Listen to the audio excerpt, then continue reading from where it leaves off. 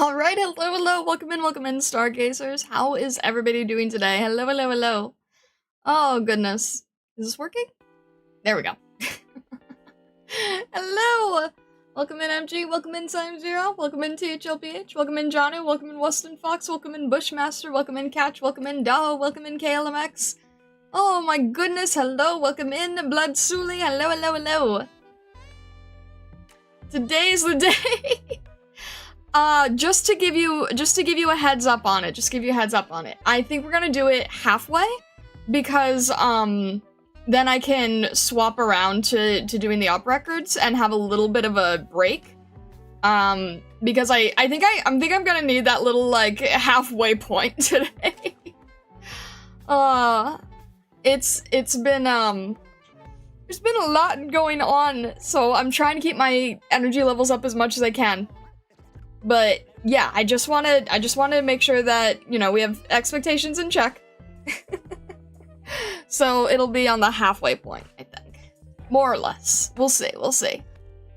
I know that I have to start with a lawn piece again right from the beginning. I'll do what I can. Wait, but there is going to be Gamba? Yes, there is. Yes. Time Zero has requested that I do my best to secure Ascalon, so we will see what we can do. I'm really hoping that we just, you know, make this easier. An unexpected surprise, but a pleasing one. I'm really hoping that it goes well. Because the banners are kind of getting crazy as we go. They're hyperglyphs being a little wild. A little wild. So we'll see. I didn't know that that newbie had been after Ascalon either. I was like, wait, I didn't know that you I didn't know that you were going after Ascalon. And he goes, she's pretty. And I'm like, fair. Very fair. Alrighty. Alright, sorry I'm a bit late. OBS needed to be annoying. It's always required for OBS to be annoying in some way, in some form. So, sorry about a little bit late, but he's gonna bonfire, isn't he? Probably. Most likely. Most likely scenario, yeah. Alright. Let's jump in here. I just have it straight on vignette, so we will jump directly in. Okie doke. I don't know why, but a lot of reading parts always make me so nervous. Okay. We are going to pause this. We're gonna add this and jump in here. Okie doke. Are you ready to go? I think that's why I feel nervous. It's like, I'm always fine once I start, but in the beginning, I'm like, am I forgetting something? And am I missing something? Every time. He's a guy, hello. Yeah, I don't know why, I'm like, something's not set up correctly, but I think we're okay. No, we're not. Alerts were on. Alright, there we go. There's always something. Okay. Alerts are off. We have everything situated. I think we're good. Alrighty. Okay, we're ready to go. Ad pops up. I will wait for the ad, Daho. Oh, goodness. Alright. Are we good? Alright. Alright. Something's gotta give. Alright.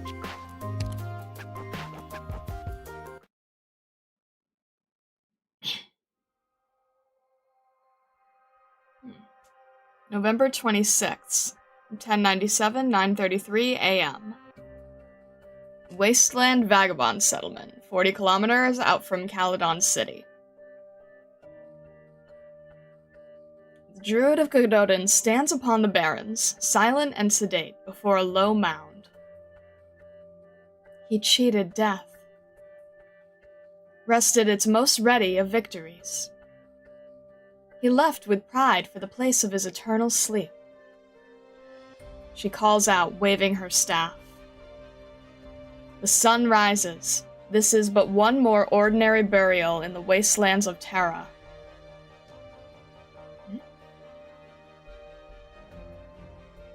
Here's the wine we agreed on.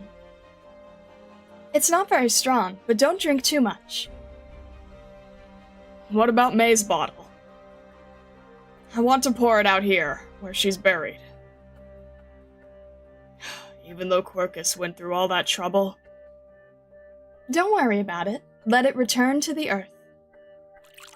You said you could brew it in 3 weeks, but never did we imagine that she wouldn't last that long. It's just the two of us now. Alright, man, cheer up. Here's to May. To May.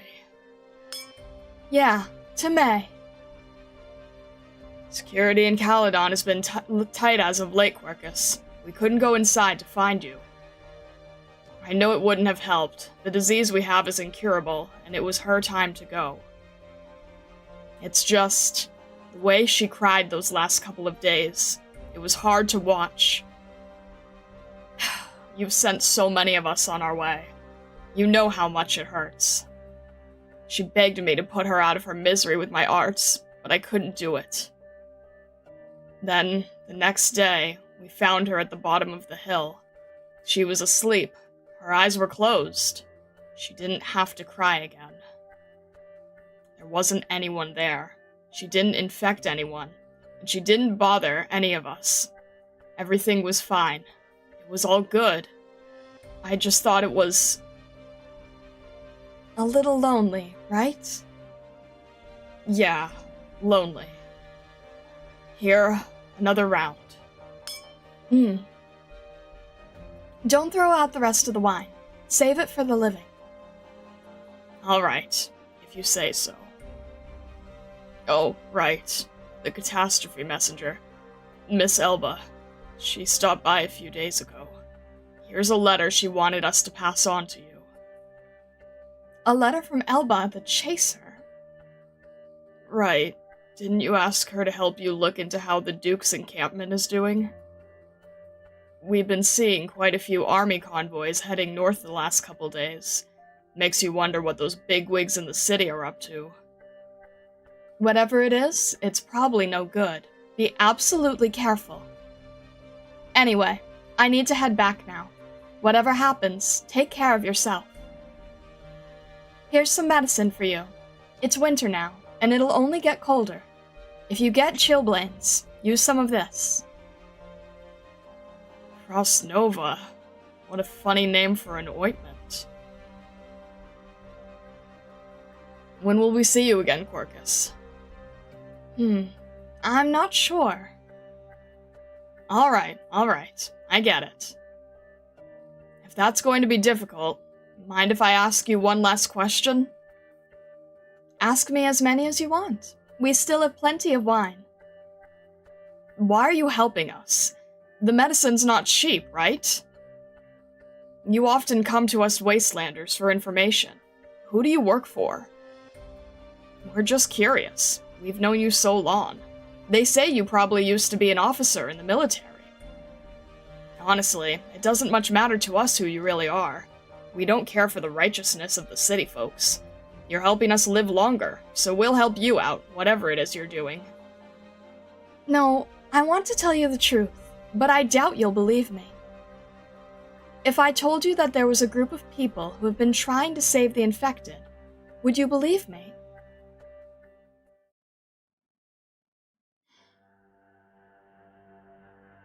November 28th, 1097, 2:28 p.m.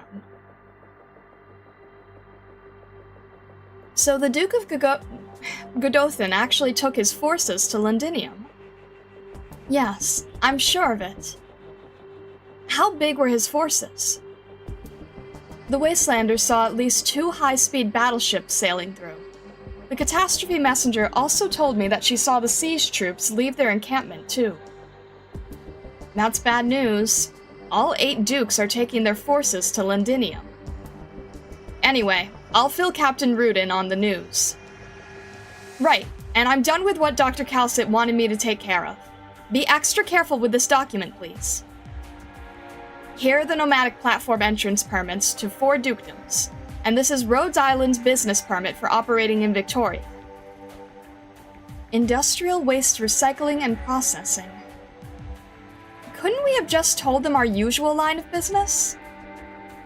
Victoria is especially strict with corporations that deal in arypathy prevention, and each dukedom operates differently. It's too much of a hassle, so this is simpler.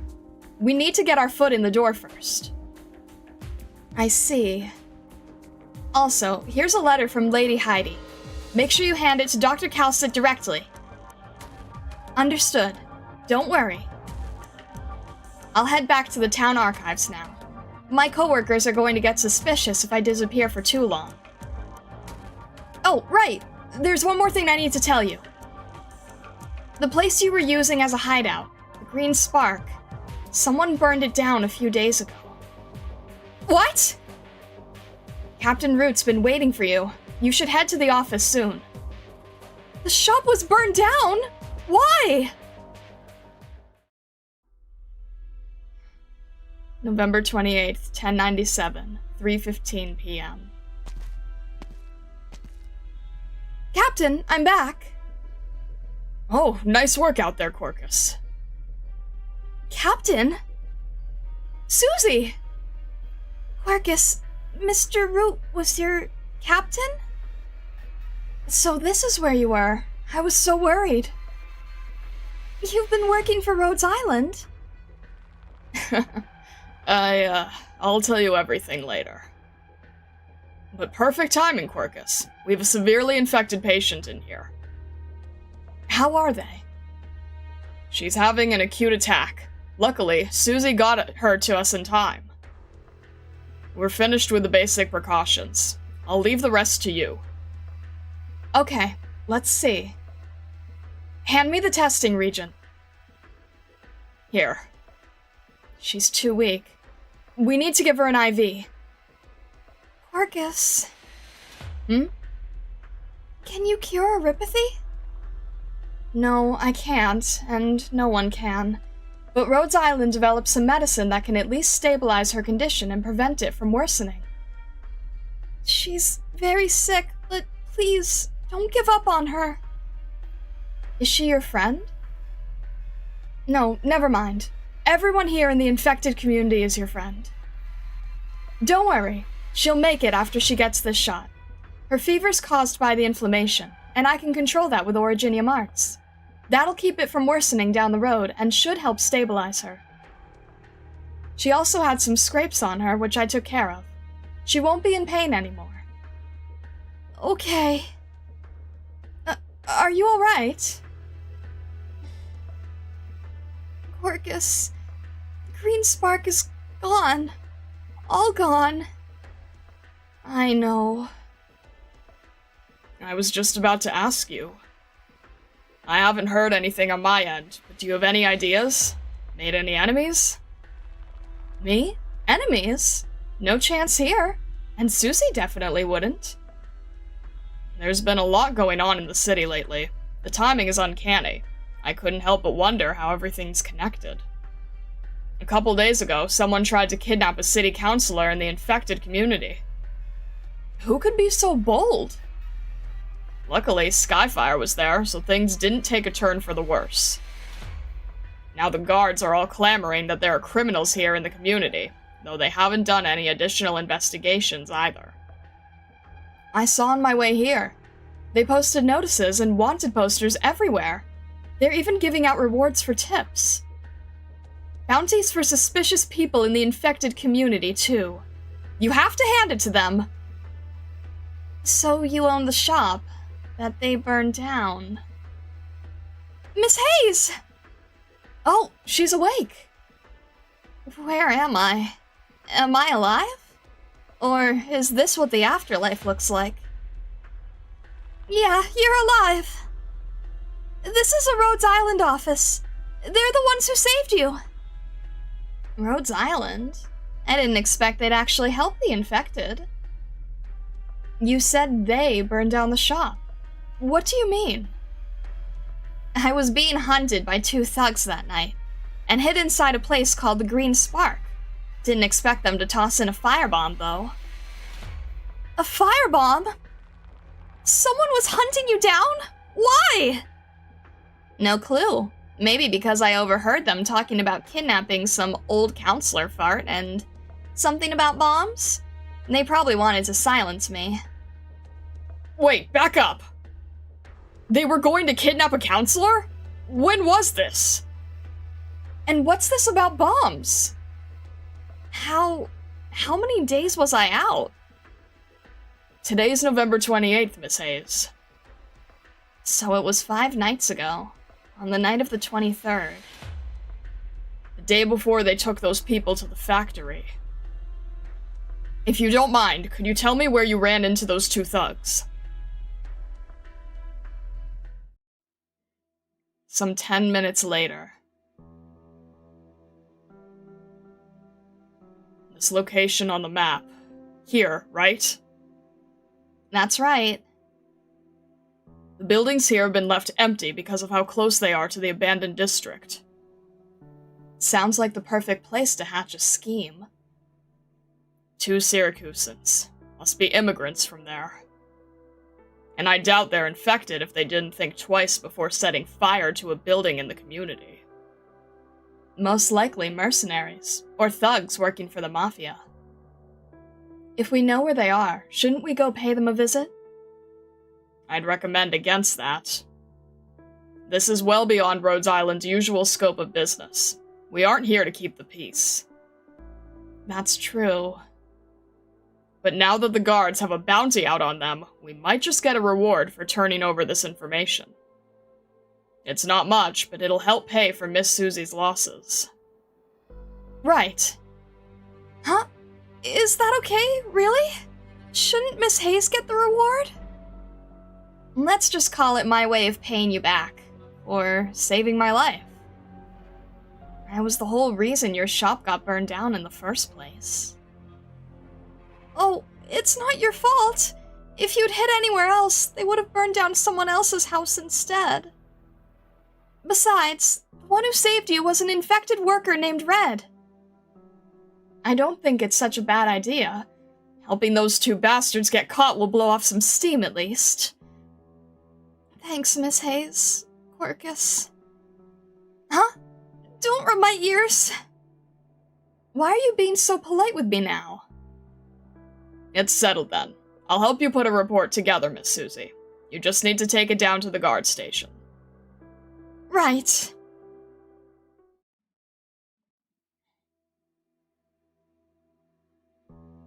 What are you looking at? There's a kitten across the street, sunbathing against the wall. Are you jealous? Of course. Oh, they broke a flower pot. Ran away, too. I'm wondering, when will you chase me out of here? Once Rhode Island accepts a patient who's having an acute erypathy attack, we won't let them leave until their condition stabilizes. I can't pay for treatment, you know? No need to worry. Of course, there are options available if you want to continue your treatment afterwards. I'll fill you in on the details once you get better. By the way, if there's anything you want to discuss, you're free to talk to me about it. My little big hat of the Witch Forest. I never expected to meet a survivor of the Witch Forest.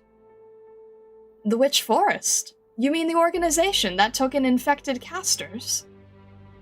That's them. If I remember correctly, 5 years ago, they refused to cooperate with the Duke. And so the Victorian army... Can we talk about something else? Oh, I'm sorry. I didn't mean to. No need to apologize. I made my peace with that a long time ago.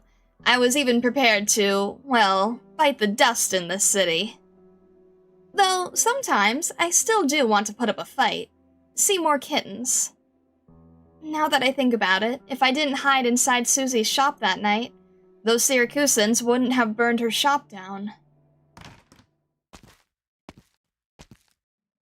Quercus, are you back? Good morning. What's wrong? You look exhausted. From the looks of it, the investigation was a success. Those guards are absolutely hopeless cases. How could they wash their hands of it after putting up all those wanted posters?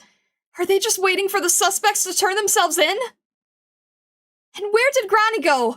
I was hoping to ask her to look into the factory. You'd better not count on Granny too much. Her status as a collaborating operator of Rhodes Island puts her in quite a tricky position. Strange. What's the matter? I didn't notice until just now, but the building where Miss Hayes ran into those Syracusan thugs is right next to the factory. Huh? You're right! Miss Hayes, you said they used military-grade incendiaries to burn down Susie's shop, right? That's right. Is something wrong? If I remember correctly, the factory is owned by Councillor Bishmer. They make military-grade weapons there, and it was shut down a month and a half ago for equipment maintenance. But the factory was completely empty when I got kidnapped by those fake infected. Did someone steal their equipment? The papers certainly haven't reported on anything like that. Are you telling me the thugs are working with Councillor Bishmer? We don't have enough evidence. It's too soon to make that conclusion. But, unless I'm mistaken, the Caledonian Guard's captain is Bishmer's nephew. Right. I think I heard that from Granny before.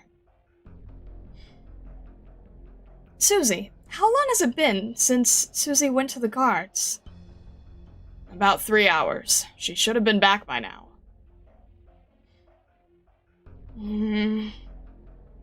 I'll go find her. I'm going too. Bring your comms. Stay in touch. This is getting out of hand. The calm Rhodes Island operator takes a close look at the maps on his desk and sorts out the many doubts in his mind. Then he takes out an oddly shaped communicator from his desk. What are you doing, Captain? I'm at work right now. Do you know how many people there are at the town archives? Hazimaru, this is extremely urgent. Prioritize what I'm about to ask of you. Understood. I want you to put together a list of addresses of the properties owned by Count Bishmer, as well as a diagram of the old underground logistics passages beneath the city, as detailed and as quickly as possible. Got it. I'll take care of it right now.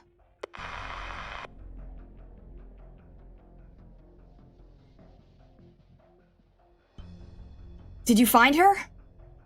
No, the guards said their captain went to the location with Susie, and they haven't come back yet. Damn it! Calm down. Think of where she could have been taken. I'm thinking... Captain? Captain Root, what's going on? Listen carefully. I've just compared where Count Bishmer's estate intersects with Caledon's old logistics channels. I've worked out the 7 most likely tunnel entrances. You think they took Susie underground? As long as he's not an idiot, Bishmer's sure to imagine Susie has people helping her out, so he's not guaranteed to silence her. They'll take her to where it's quietest, and least likely to be found. There's also a chance they're in the abandoned sectors, but earlier I found out the biggest of the tunnels runs under his factory, which explains where all the equipment disappeared to. You two get going for now. If anything happens, I'll get in touch. All right. Now what? How about I sweep the south 3 entrances, and you handle the north 4? Not a problem. Stay safe. You too.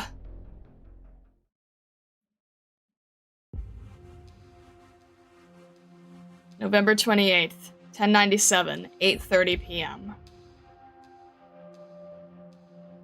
Susie opens her eyes and realizes she's laid right on top of the ice-cold pavement. The damp, chilly air pervades all throughout the gloom of the vacant space. A faint pain in the back of her head still hasn't left her. To one side of her comes the sound of a quarrel. You lot are a bunch of useless nothings. How can you twist something as sure as this so badly? I didn't imagine we'd hit all these setbacks.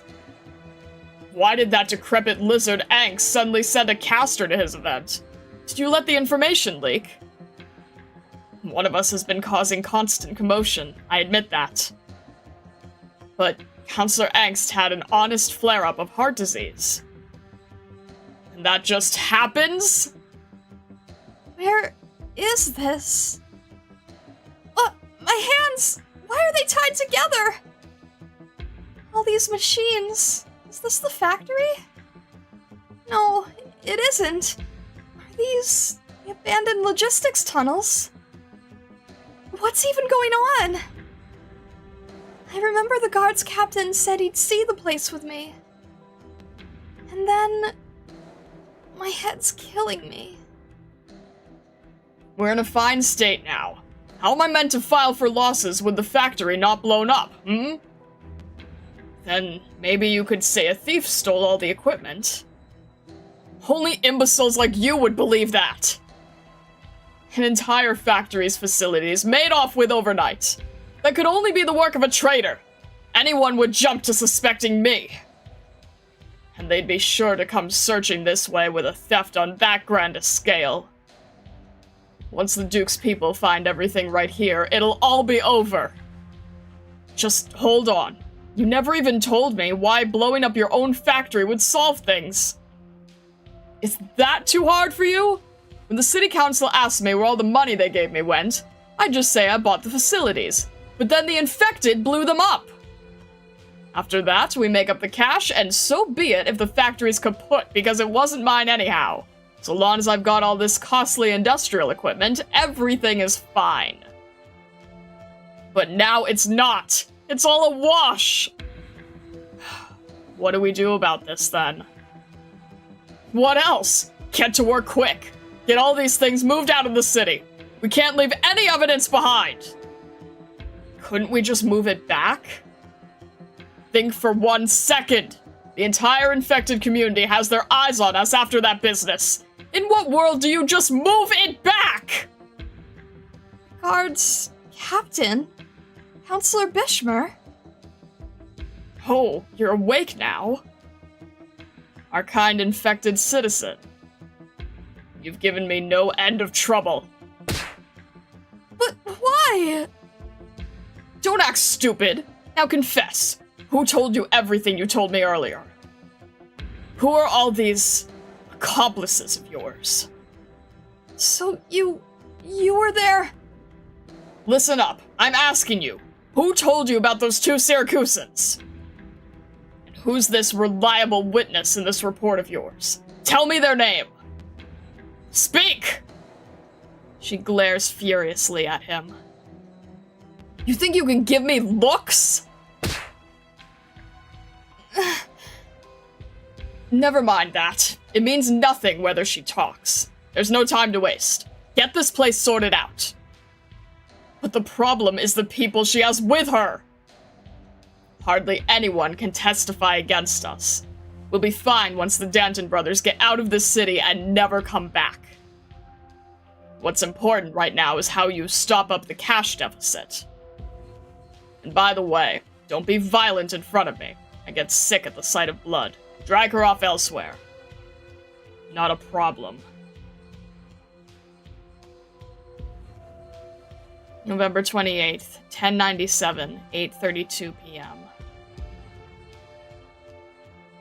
It's hard to believe this is the place. It's too late to call for help now, with 24 people here. Forget it. Let's do this! Druid of Godothan sprinkles a scattering of unusual seeds across the bare earth. Her staff lets out a green radiance, and under the effect of her Originium arts, the seeds rapidly bud, digging into the ground. Hey, you, feline! What are you doing? Oh, you've got fine eyesight. What's somebody ordinary doing down here? I'm in a hurry. Just come at once, everyone. You're daft. Are you looking for a fight? Massive vines, each at least as thick as a hand, shoot out from the ground and knock the ruffians to the floor. From the ground, from the walls, from the supports, green vegetation sprawls wantonly. The fallen mercenaries are quickly bound tight by plants, with not even a moment to shout. Are your salaries worth continuing this fight? Or will you make your way and let me through? You go on ahead, miss. I never saw anything today. Out! Out! We're off the clock now! That's more like it. So it was all of you who burned down my shop? Enough rubbish from you. Keep walking. For crying out loud, don't blame me. If anyone, blame yourself for being so starved for a hobby you got yourself meddling in all this. But you infected were never bound to live long anyway, so this'll do. You'll be paying for this! For being at death's door, you've got some bluster. She shuts her eyes. Why is the ground shaking? What's happening? Is there an earthquake? What sound is that? Wait, it's coming from above. The fierce sound of an explosion arrives from overhead, the structural layer shaking across the entire abandoned sector. The walls crack and the rocking intensifies. Immediately after, the explosion gives way to the rumble of the tunnel's collapse. Together with the tremors, the unbroken sounds of structures bursting draw closer and closer. What the hell was that? Ah! Engulfed in the explosion's roar, the top layer of the subterranean structure collapses, dropping several tons of steel frame directly upon the head of the guard's captain. The rumbling persists as concrete and steel supports rupture and subside, the whole structural layer thrown into chaos. Huh? What? I need to run! Run! It's going to sink! What on Terra? The goods! The facilities! They've all been crushed! Save your skin first, sir! Get out of here! What's the cause of this? Is there a catastrophe? There's no end to the rotten luck today, I see. Blasted! Damned! Just leave it for now! Come on, sir, let's move! That infected! She escaped! Which of you was it who bound her? We can't let her flee! After her! All of you! You really can run, you little bastard!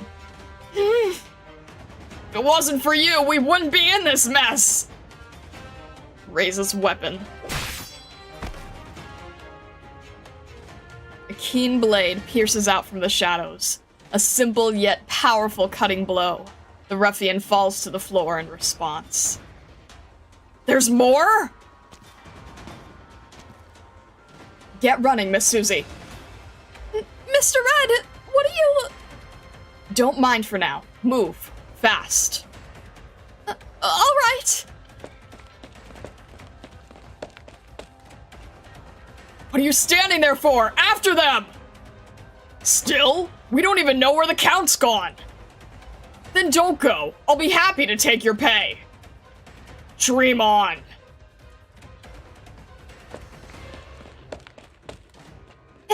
It's a dead end now. Before Susie's eyes, the firm alloy platform hangs fractured from the explosion. A broken bridge, at least a 4-meter jump, is seemingly the only way out.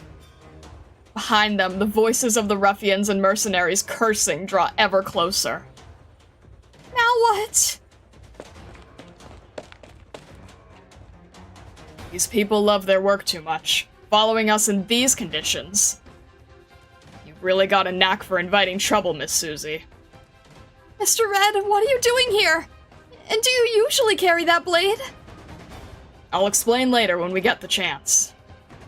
Right now, I need to find a way to get you out of here. There's no shortage of people in the infected community worrying about you.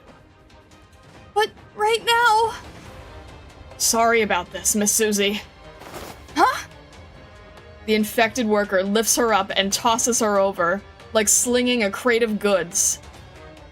The young feline draws a clean arc through the air and lands on the platform's other side.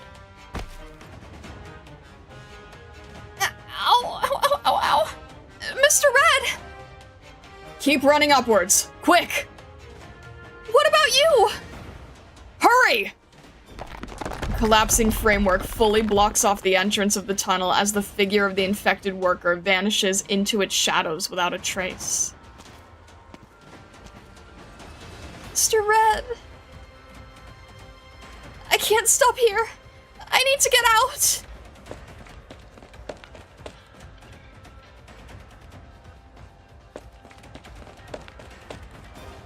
Did the earthquake stop? What even happened outside? Mr. Red, is he still okay? There's no way on. It's blocked. How far away is the surface still? Finally! My giddy aunt. Oh, my back. Grief. It's you. Brilliant. You made it out of there somehow, you infected wretch. Bastard. Bloody scum of the earth. Useless good for nothing. It's all your fault! It's all your blasted infected vermin! My money! Get out of my damn way! A slap from the greedy politician hits Susie square in the face, all his anger taken out at once on the feline girl. However, the infected in front of him shows no sign of cowering in response to the savage act. She stares down the noble before her, the stifled depression and pain she had experienced for days on end now nowhere to be seen. That's the reason? Your people burned down my shop for something like this? You'd go this far, hurt so many infected for something like this? All just for money? She slowly stands back up, no longer the timid feline from before. In this moment, only enmity and anger remain in her gaze. Every last thing that happened these past few days, all because of the greedy politician before her. Why should he not pay the price? All of this was so far overboard, just for money? What are you doing? Don't come near! Keep away from me, you monster! Get out! I can't forgive you! She shivers, electric sparks jumping about her whole body. Someone, save me! You infernal! The young feline clasps fast the counselor's neck, violent sparks crackling. Ah! Help me! Ah! Now you're frightened! Now you're scared! Spare me! I beg of you! Don't kill me! Ah! Whatever you want, I'll give you. Ah! Spare me! Just spare me! What gives you the right to destroy my life? What gives you the right? You... The young feline lets her unrestrained anger loose. Counselor Bishmer twitches and spasms under her originium arts, frothing at the mouth and gasping what could be his last gasps.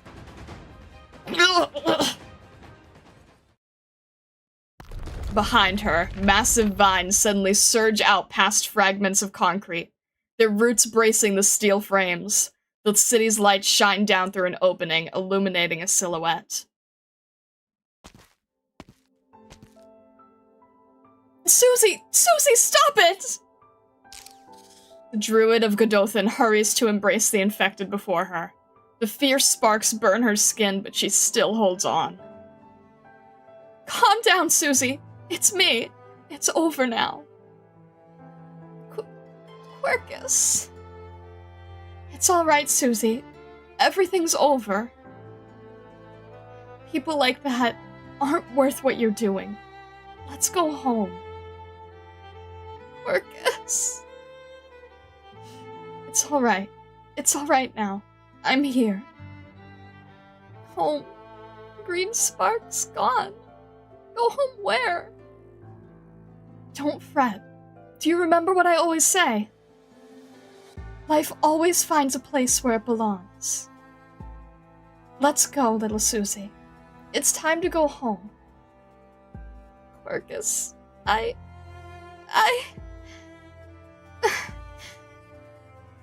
In the narrow interstice between soil and stone, lattices of steel and constructs of forsaken material, a young feline lets out a deep, low wail, a weight fallen from her back.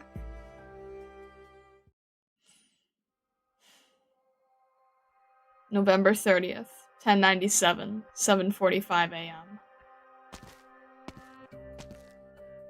Professor, I'm here. Good morning, Miss Mountbellin. No, you're Operator Skyfire now, I presume. Good enough spirits to crack a joke, I see. Here, turn that frown upside down. I'm quite alright. You're in the hospital. I wouldn't call that alright.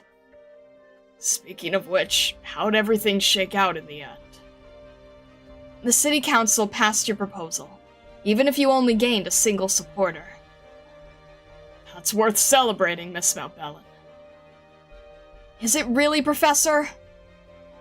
There's still old nobility against the infected community, and they've all ganged up in private. The clashing's only going to worsen from now on. Now they're just waiting for Duke Godothan to come back. They've signed a joint letter asking the Duke to abolish your title and strip you of your noble status. It's very stacked against you. I'm already a good 153 years old, Miss Mountbellin. I'm looking to retire next year, retreat to my little castle, and take up a bit of my studies. Titles, status, authority. Do you think any of that still concerns me? If things proceed without much hiccup, you'll be back at Rhodes Island too, won't you? Send Dame Calcit my regards. I will. I'm just worried for you somewhat, Professor. Now, what's to worry for? Look at my rickety old body. I tell you, some things people go and say are all but pompous, and, well, completely meaningless excuses. People are already too accustomed to lying with pretentious jargon, so the lies pile up, and as lofty as it was meant to be, the principle gets washed out in the process. Miss Mountbellin, do you know why I pushed for that proposal for Caledon so? You mean the reason all that pretension sticks around? 20 years ago, a scientist named Janet Longfellow published an essay. She set forth this view. If we don't streamline and improve on our current originium industry and its waste products, then the year-on-year buildup of industrial waste may bring about frightening consequences. At the time, Victoria's academic circles all turned up their noses at that, and the nobles wielded public opinion to unabashedly ridicule this fine scientist.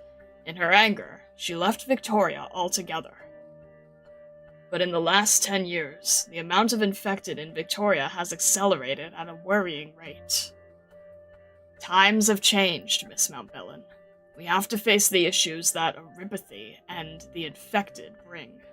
Maintaining this status quo will only worsen things. 153 years, Miss Mountbellin.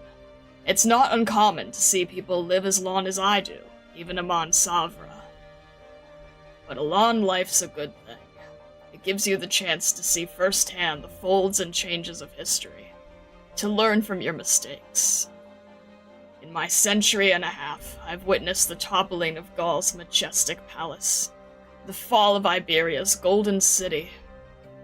In the plains of Columbia, I saw for myself the destruction the Grand Duke's army wrought on the frontier territories. I saw the Colombians and their sharp, steep ascent over the wastes. If Victoria can't change, then in the end, it'll only be another Gaul. It's just as I've told you, Miss Mountbellin.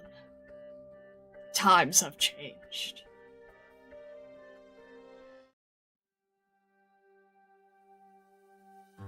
You're back! I thought the gods would have been slower than that. Oh no, if it isn't our honorary citizen, star of all the front pages. Your picture was very decent in the paper. Who knew you could be so photogenic, Susie? Was it very heavy, that meter-wide certificate saying you've the lay of the land? Did you get tired lifting it for the cameras? Come on, stop being sarcastic with her. The city's hero, though. That's pretty impressive, isn't it? What about that awful counselor in the end? Taken into custody. Are the guards still acting as normal after such a big blunder? It's not that easy, obviously, but we'll have someone from the mounted police taking over the guards soon. That sounds good, I'd think. Shame we've still got no way to make up for little Susie's losses. Bishamer's assets all got seized by the city council. Do you want a sweet? I've still got plenty of flavors here you haven't tried before. Will the council really not give you a single penny? Nothing except a certificate? Oh, forget it, they've always been this way. Come here, perk yourself up a little with something sugary. Your artifact smile on that photo looked like you could cry. Thanks. I don't even know what to do at this point, really. Think on the bright side. At least those evildoers are brought to justice now. I'll admit, I still feel so many problems are waiting to be solved, but this is as far as we're able to intervene. Quercus, are you leaving? I'll be back in Victoria very soon, however. Will you come back to Caledon? More someplace in the wastes than a nomadic city, I think. That's right, Susie. Have you ever thought of bartending somewhere else? Huh?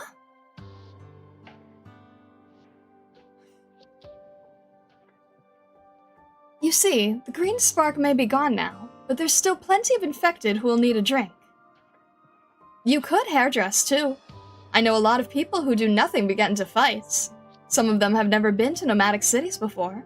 Some of them never think about themselves. Could I really? Of course you could! There's all sorts of interesting people aboard Rhodes Island! You might as well go take a look! And not too many people are specialty hairdressers there in the first place. I'll give it a try. Everyone's been talking about Rhodes Island. What kind of place is it, I wonder?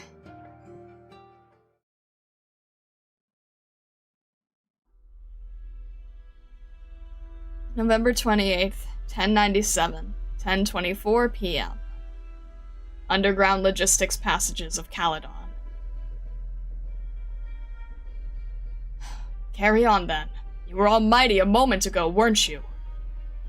You! Who the hell are you? My name's Red. Remember it. Who gives a toss about your bloody name? Get out of my way or I'm gonna be pissed!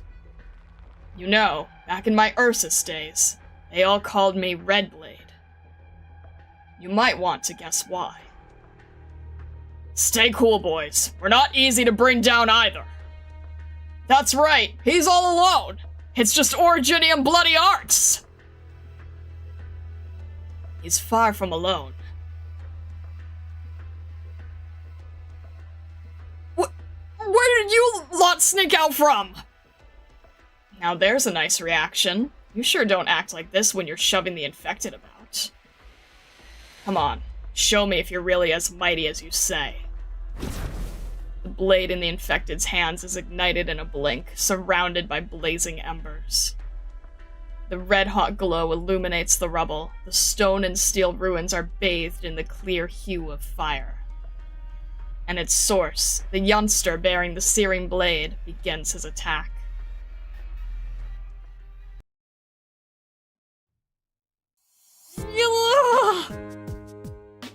Oh, I should have known from the tassel. I was thinking it was a weird design choice.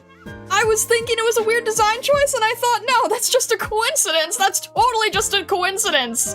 To have that freaking orange scarf on. Ah! I should have known! I did think about it. I did think about it. I'm looking at the orange scarf and I'm like, there's no way, right? There's no way! Oh my god. No such thing as a coincidence. Very color theory. Very color theory. Oh. Jeez.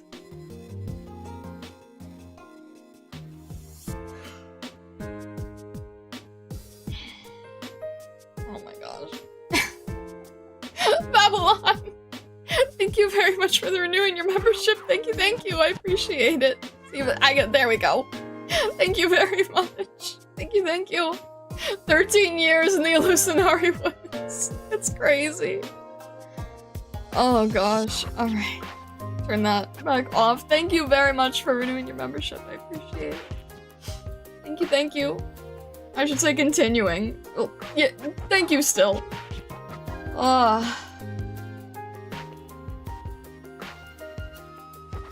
Swordsman with a cloak wielding a katana that burns.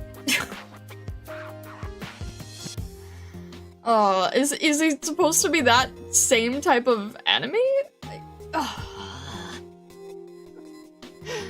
How many names did you recognize? What do you mean, how many names did you recognize?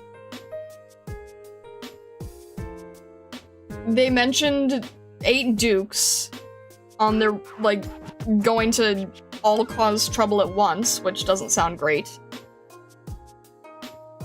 Red is insane aura. He's probably one of those guys, yes. Ah! He's from Ursus where you first encountered them. I mean, yes, fair enough, I just... Huh. Oh.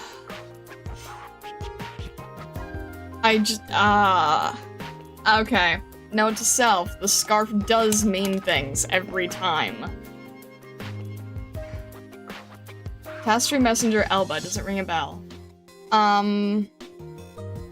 It sounds like something I've heard before, but I couldn't place my name on it. There was one that said Elba, and then there was someone named Heidi, I think? Yeah, Elba, it sounds familiar, I just don't recall where. Elba sounds familiar. Heidi, I don't think I've heard before. And I don't know what the other names are. A1 comic? Heidi should be familiar. We did. I'm sorry, guys. There's so many names. It's really hard to keep track. Heidi is the funny kid from Walking the Dust? Funny kid?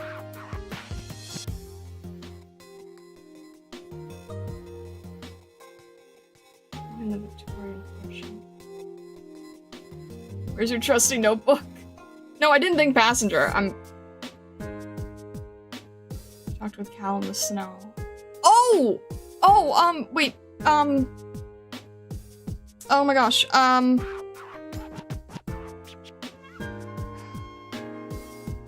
my gosh, there's so many. You guys are really asking me to, like, backtrack so many times. Cal's spy. Is that? Yes, okay, yes, Victorian mansion, yes, the feline and with the, pink hair, right? Pink? Pink with the hat. Yes, okay, yes, I do remember Heidi. Oh my gosh, wait, that puts it in a lot more context. Oh shoot, how do you guys keep track of all of this? Seriously, how do you keep track of it all? Oh. Check Snarly chat? Okay. Oh my gosh, I'm gonna have to reread that segment or ask Zangetsu to screenshot that segment because oh my gosh, that adds a lot more context. Oh, this is so confusing. Yes, thank you. Yes, okay. Yes. Oh, there's a worm in your head that remembers it for you? Oh my gosh. Alright, thank you. Thank you, thank you. MG, I'm gonna delete the CG, just in case, newbie ends up going that way. But thank you, yes. Or that works too, thank you.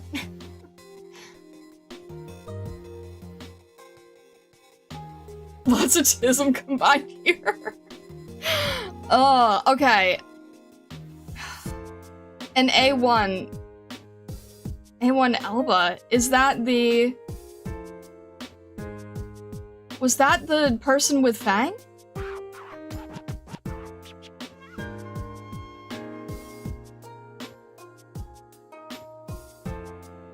More like when newbie gets there in the next one.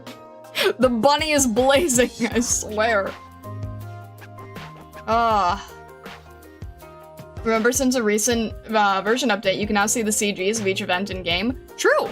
One thing I realized that you have to be extremely careful about if you're someone like me who is avoiding spoilers is that you don't even have to unlock the event to be shown all of the CGs. Because, I was looking at CGs from first Laterano event, which I'm now forgetting the name of, live on stream. Guide Ahead, thank you. I used the update, I looked at the CGs from Guide Ahead, I was trying to see if I could, see something in Guide Ahead. I ended up seeing a CG that I didn't recognize, but it was like at the beginning, I'm like, huh, what is that? Oh, that's Masses Travels! And I realized that just because I had done the stages, it then unlocked everything. It doesn't even matter if you only do one stage. What I've learned is that it unlocks the entire collection if you do one stage. The minute you open that thing up, it shows you everything. So I didn't see anything. But you can seamlessly go through them and it doesn't stop you. So I have to be super careful about that update, because that update is lovely and extremely dangerous. Ugh.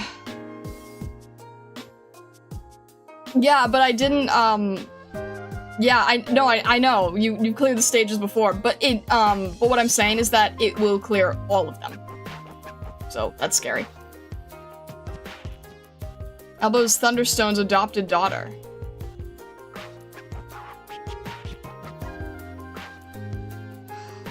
Okay, so that's different from the, that's different than from the person... No, that is the person who was... That is the person who was with Fang, right? Wait, didn't they join Reunion at the end, or am I going crazy? Am I thinking of something else?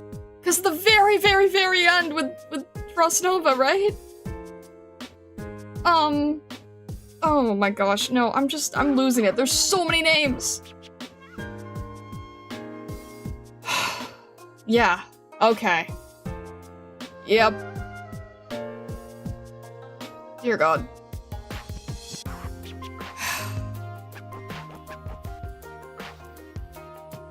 Alright, yeah, that's coming back to me now.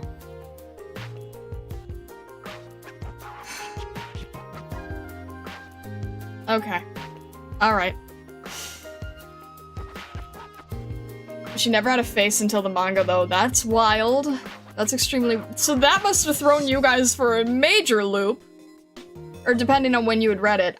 Oh my gosh! Little things that you don't think are significant end up being huge. These writers. Oh my god, okay. So many names, and yet with a tiny bit of help from us, you're keeping up. Good job. Thank you. I had a glossary at one point just for all of the species. Now I'm gonna have to add them for the names. No, I did have them for the names. I'm gonna have to add to that. Oh my gosh. And then, what else was I gonna say? I had something else to say about it, and I don't remember what, because my brain is fried.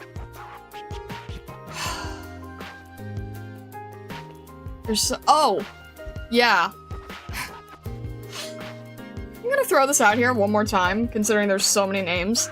If there ends up being an overlap with, like, citizens of Hallucinari, and they just happen to share species, don't make fun of me, because I feel like that's bound to happen just accidentally at some point with this many names and this many layouts and this many directions and this many— oh my god.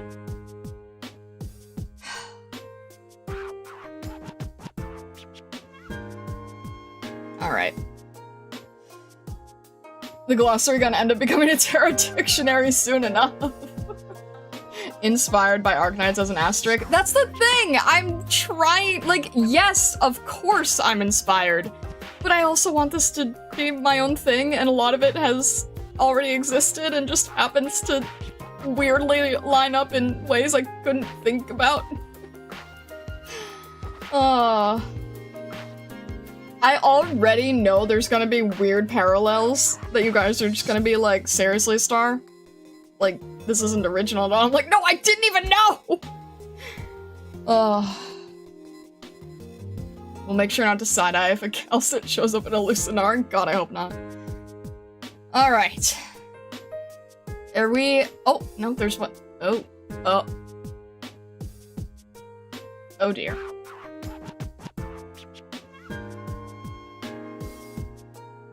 Okay. Okay.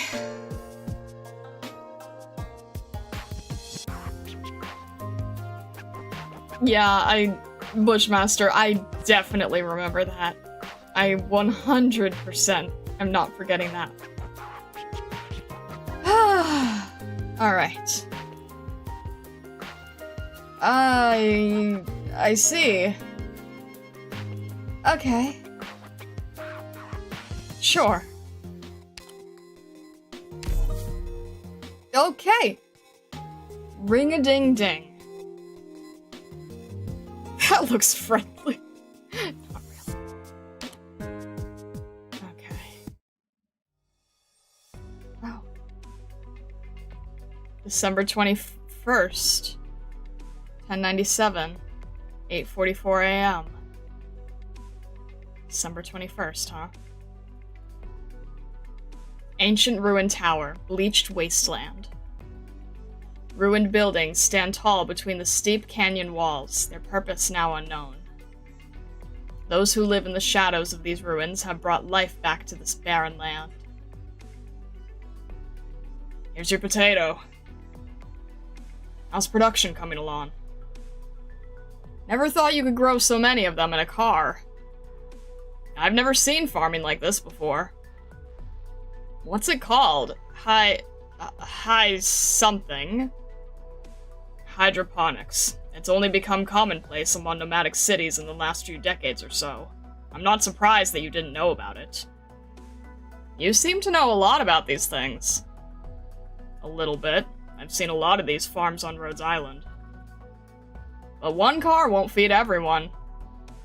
No worries. It's only a matter of time, now that we have the help of the Kazimierz scholars. But all that know-how is in the hands of that engineer and his team. We're completely reliant on them. And I still don't trust him. Why not? He's not even an infected. He says he's helping us because his wife and daughter died of erypathy. So it's because of his anger at the injustice of fate and his sympathy for the infected. But what if he decides to start a new life, a new family? What would it become inconvenient for him to keep supporting the infected? Would he betray us for that new life? He's not one of us, no matter what he says. You're making assumptions based on hypotheticals. Just because someone isn't infected doesn't mean they're our enemy. We'll never make allies if we treat every act of kindness with suspicion. Cooperation needs to start from trust. Even the word reunion is all about coexistence, isn't it? Did you already forget Tallulah? That can't be allowed to happen again. And what we need is a contingency plan. Planning for a rainy day doesn't mean looking at everyone with suspicion, though. Fine, fine. Has anyone ever told you that you're becoming more and more like Patriot? Oh geez, that's a little much, don't you think? Changing the topic, how are the clothes? A little tight, but wearable. The material looks like it could stand up to some heavy use. Not bad. It's cheap and practical, ideal for combat attire. Never thought I'd live to see the day. How many years has it been since I last got something new to wear? You can thank the infected workers in Caledon for that. There's something that I don't quite understand, though. Why are we taking down the reunion symbol? We don't need it anymore. We don't need reunion? That's not what I meant. We just don't need a symbol anymore. We're linked by a common purpose, not by lines and shapes. We should be helping and supporting the other infected, not differentiating ourselves from them. So why is Team 4 still wearing the symbol then? They have a special mission, running diversion. I don't understand. They're operating in Eastern Ursus, wearing the symbol in order to draw attention. That way, Ursus will think that there are only scattered remnants of Reunion roaming in the Eastern Wasteland. Meanwhile, the rest of us can operate unnoticed by them, or any other country for that matter. They'll think that we're just rogues, operating independently. They won't connect us to Reunion or give us a second thought. Mr. Bean, you're here! Bean reporting back. How did it go? No problem. Captain Red has delivered the equipment to the warehouse. Good. I was getting worried when you reported a change in the situation. We encountered something unexpected in Caledon, but nothing we couldn't deal with. Good morning, Mr. Guard. Oh, hello, Miss Elba. The rest of the messengers are here. What's the situation in Columbia? It's a long story. Life isn't easy for the infected on the frontiers, and the help that we can provide is limited. But the Colombians are giving land to homesteaders, even the infected. I see. The infected in Toronto are willing to provide supplies and housing, for a price that is. There's a brewery owner who's offering to help for free, though. He's a trustworthy guy, just a little eccentric. Sounds like a good start. Good work, Miss Elba. What about the Gorellos? Any response from Aurora? Captain Aurora has traveled to the northern plains to find the troops who stayed behind. She probably won't make it here. However, Sarkaz warriors from the Gorellas have already rendezvoused with Nine's team. Reinforcements from Kazimierz arrived yesterday. Then we're almost at full numbers. I'll check out the hangar. You guys go find 9. Got it.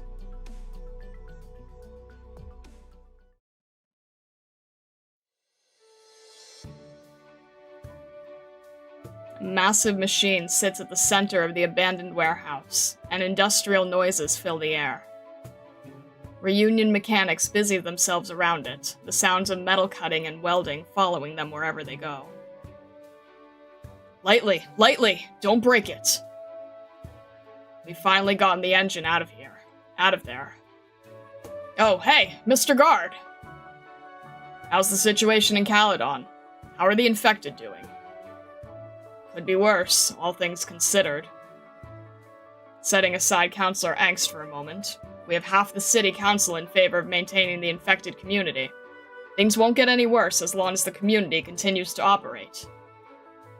2 months ago, a nobleman bribed a security guard to sabotage their power generator. Things could have been really bad if we didn't happen to have an engineering caster stationed here.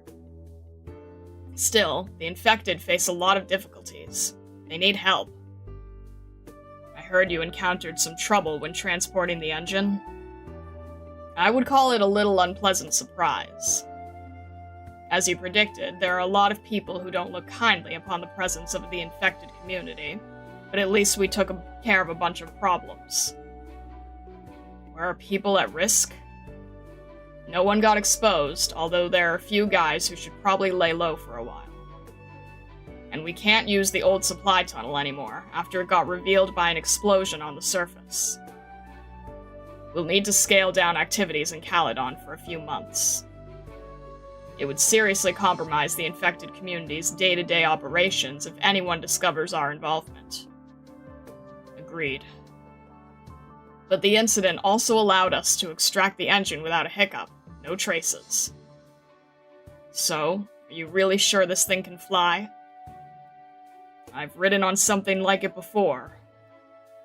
Over in Columbia, they use a smaller version in cities. What do they call them? Rotorcraft. I've seen recon rotorcrafts when I was in the Ursus army. About the size of a motorbike, maybe a little bigger. But I've never seen a flying machine this big before. Where did you get this thing? Would you believe me if I said I found it in a trash dump? I'm being serious. Well, it's half true. This is the only surviving prototype from a Colombian military project to develop a hovering vehicle. It was abandoned 7 years ago due to lack of funding. After letting it rot in a warehouse for all those years, they finally decided to scrap it. Now, the Colombians usually outsource the scrapping of military equipment to third-party contractors. There are just too many projects to handle themselves. But as you can imagine, the contractor didn't exactly follow military SOP. All they did was take it apart and sell the parts to a scrap recycler. And this scrap recycler sold the scrap to us. How did you even hear about the prototype? That a-hole Dijkstra, of course.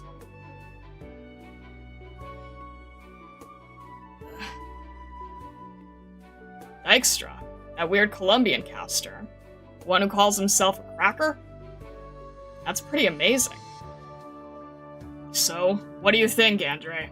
Is the engine good to go? It's got enough muscle, all right. But it's a little big. Could throw off the machine's balance.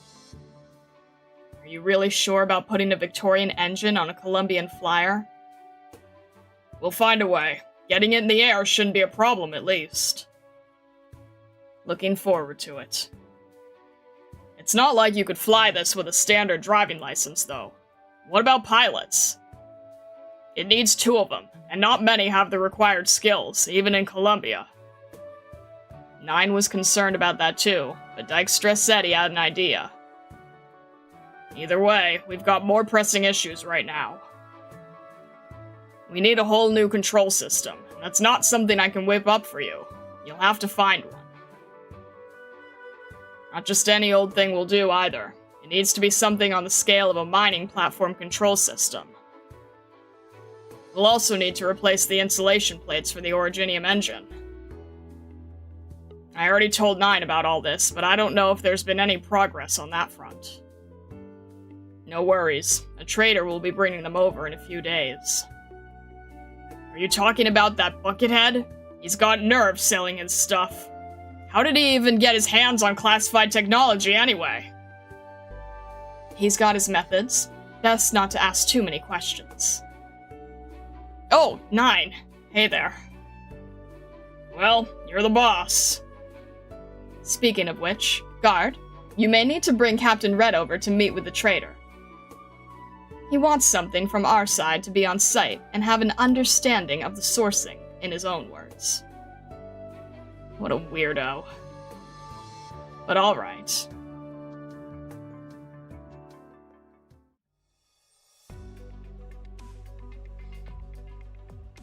December 24th, 1097, 6:44 p.m. So this is the rendezvous point.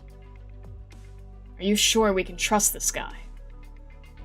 Hard to say, but 9 trusts him at least. We bought a lot of stuff from him, and in return, he's asked us to do him a number of favors. He's eccentric, to say the least. You'll understand when you see him. I have a hard time trusting shady merchants like this. A man wearing a strange helmet approaches from afar. He is accompanied by several large men wearing shabby armor. Yep, he might as well be carrying a sign that says shady in big red letters.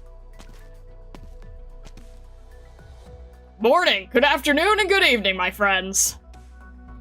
Mr. Guard, how good to see you again. And looking so well, too. I wasn't expecting you to bring company, but I'm not seeing any trucks or vehicles.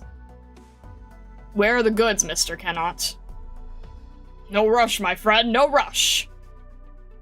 They're not in my hands right now, but they'll show themselves soon enough. I don't understand. Have patience, friend, patience. They'll be here. A few minutes later, a convoy of armed vehicles appears on the horizon, kicking up a cloud of dust over the barren ground. Here they come! Give me the binoculars. Take cover! Take cover! They're armed with originium cannons! That's Volvort Koczynski's mark. I want an explanation, Mr. Cannot. What you seek is right in front of you, my friend. You see that big one in the middle? It's delivering a whole set of industrial-grade originium engines and control systems from Columbia to Rimbilliton. You want us to raid an armed Columbian convoy? That's your plan? You'd need heavy artillery to even put a dent in that armor. No need to get excited, my friend. Did you think I was going to make a customer do it themselves? Just sit back and watch. About 15 minutes later, the convoy passes through a canyon. Ballista turrets and originium cannons are on full alert, sweeping the surroundings for potential threats. Driven by powerful engines, the heavily armored vehicles dash across the rugged landscape. It is a loadout intended to take them safely across the Terran wasteland to their destination. But there are very few guarantees in the wastes. A boulder suddenly stands up from the ground, reaching 8 meters in height, dirt falling off it like a waterfall. It is a metal crab camouflaged as a rock. The creature charges at the convoy. The cannons unload onto the beast, while the ballistae aim for its joints. However, their efforts prove futile at slowing it down. The metal crab smashes into the side of the large truck at full speed. The armored vehicle topples over violently, crushing one of its escorts. War cries and the sounds of clanging metal echo through the canyon. Hundreds of strangely dressed warriors charge out from the shadows, from behind rocks or cracks in the canyon walls. They throw explosives made from originium crystals at the convoy, and fire at stragglers using improvised ballistae. It is a scene of chaos, as the convoy's guards try to flee for their lives. The outcome of the battle is never once in doubt.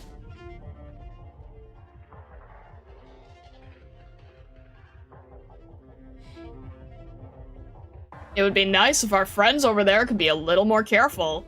I'll need to check up on the equipment later. Make sure there's no damage. See, I would have liked to deliver the goods earlier, but things didn't go quite as planned. The convoy took a detour to avoid a catastrophe, delaying their arrival. Draws weapon. Draws weapon. Dear me, it seems we have a misunderstanding here. Mr. Cannot, you never told us you were a member of Rusthammer. Our union hasn't fallen so far that we need to traffic with bandits. My, what a hurtful accusation! And an untimely one, I should add. The Rusthammer warriors behind cannot draw their weapons.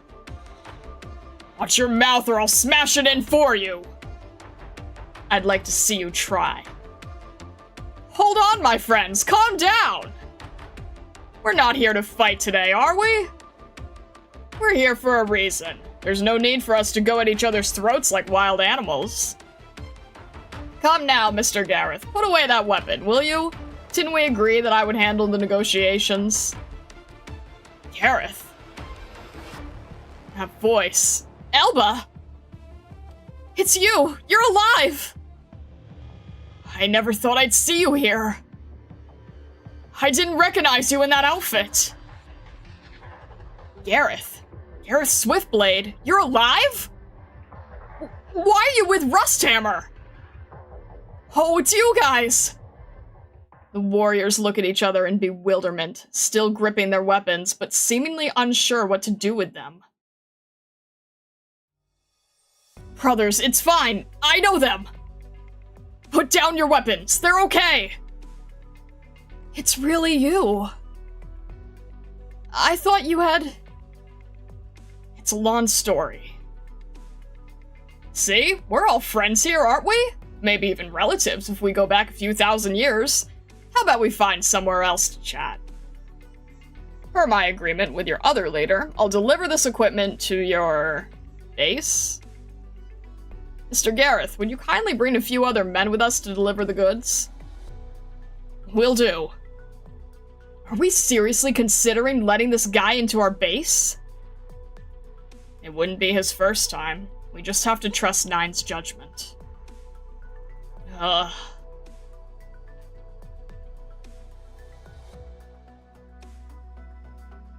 Beautiful. Simply beautiful. You really fixed the thing. I told you we could do it. Reunion has surpassed the expectations of more than a few people. You certainly get things done. So, 40 Originium ingots. As agreed, my humble commission is included in the price, of course. Thank you for your generosity, Mr. Cannot. What exactly are you planning, Canhead? Just 40 ingots for all this? Why the mistrust, my friend? Cooperation needs to start from trust. Conversely, considering our long history, it would do well for you to trust me a little more. Think of it as an investment. I see bigger and bigger things in your future, and even more opportunities for us to work together. Look at that hovercraft and tell me what you see. A hovercraft. I see opportunity! With that, you will be able to traverse the waste at no less than 200 kilometers an hour, zooming from nomadic city to nomadic city. How many organizations on Terra can claim that kind of capability? Now, what you do with it is none of my concern, but I would suggest treating it with care. It's not exactly an easy thing to repair. Thank you for your assistance, Mr. Cannot. Of course, my friend. Best of luck in your future endeavors.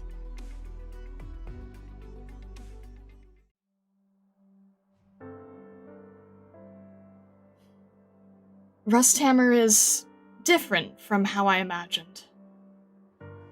A lot of people misunderstand them, but they're not concerned with what outsiders, what civilized people think of them. Can I ask you a question? What is it? Is Illa with you? Illa with you? What happened to her? Illa. Don't worry, she's fine. She's just not feeling too well. Are her erypathy symptoms worsening? No, it's not erypathy, don't worry. She's pregnant. Pregnant? Can you imagine it? I'm gonna be a dad! Oh, wow. So you guys have... Don't worry, our Rusthammer brothers and sisters are taking good care of her. Those who are born onto the wasteland are blessed by the storms and the great earth. That's not what I was worried about. I just didn't think that you would... Anyway, congratulations. Thanks. I spent a lot of time thinking it over. Whether it would be irresponsible to bring a new life into this world only for them to grow up in pain and suffering. But at last, Illa told me that she wanted to be a mother. And so I decided I would do everything I could to protect and educate my child. whatever awaits them in the future. They will grow up to be a better person than I am. I really admire you. Time to go, Mr. Gareth. Our work here is done. Got it. Goodbye, Elba. I thought I'd never see you again. It's been a blessed day. Live long, Elba! You too. Did you want to spend more time with your old friend? You can have it, you know.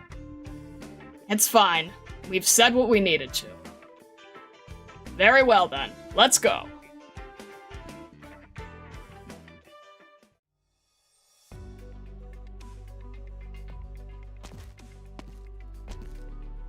Well, look who's waiting for us. Did you have any unfinished business? Impressive, by the way, to completely elude my notice. Do not underestimate catastrophe messengers. Do you remember me, Mr. Kennott? Of course, Miss Elba. I remember everyone I've ever met. That said, you changed so much over the past year I could barely recognize you. It is always good to see old friends doing so well. You call everybody a friend. Do you really understand how much weight that word carries? If we're truly friends, then I must ask you to answer a question before you leave, and answer truthfully. As you said yourself, cooperation needs to start from trust. So I need an answer that will develop that trust. Certainly. Go ahead. Why are you helping us? Don't try to dodge the question, or get around it with sophistry. I want to hear the truth.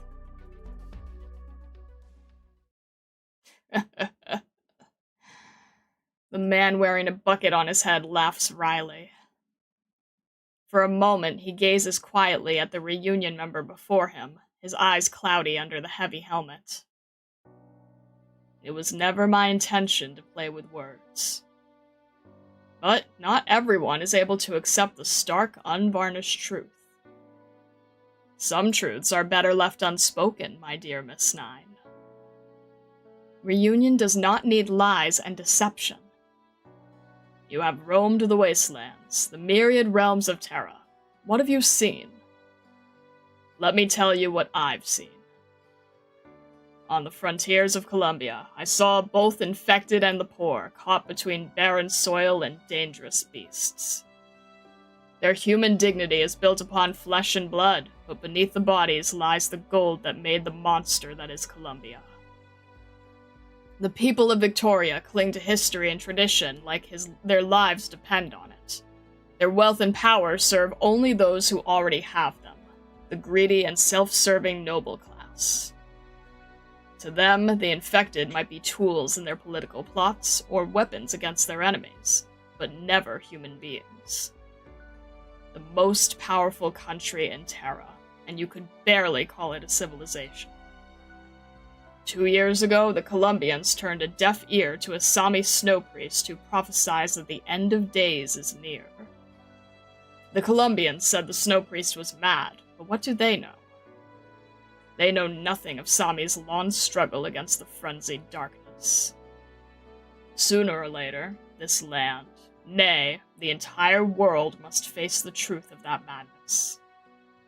The dark shadow beneath the northern tundra, the great gloom deep in the ocean, not to mention ancient calamity buried under the earth.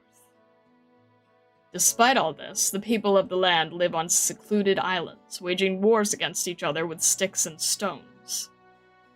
Time is running out. The world is falling apart, and change must come sooner rather than later. Is that why you're helping us? One of the reasons. I support any group that is trying to change things, be it Rusthammer or Reunion, or even those who merely sense the ship beginning to sink and are trying to save themselves. Someone needs to do something. I provided assistance to many individuals and organizations, from Rusthammer to Reunion, to the Cyclops of Sami, to the Mystics of Sargon. Unfortunately, no one has been able to come up with a solution. But at the very least, I can point the way. For better or for worse, we have to try. Even if all you say is true, Mr. Kennott, I'm still not convinced. Saving the world from danger is beyond Reunion's ability. It's not our job. I understand, but it can be a catalyst. We must start the engine before we can discuss which way to go. You're better off looking to the idealists of Rhodes Island. Rhodes Island alone is not enough, despite the talent they've gathered. Have you heard of what they did in Kazimierz? Of course, I was there. They made a fine move, but one move will not be enough to bring victory in this great game. No one is more aware of that than themselves. Even the resplendent fire burning in the Radiant Knight's heart is not enough to drive the dark clouds from the land. Of course, it is still gratifying to see people like them in this world of pain and hatred. Even as dark clouds gather, the spark of hope glows bright.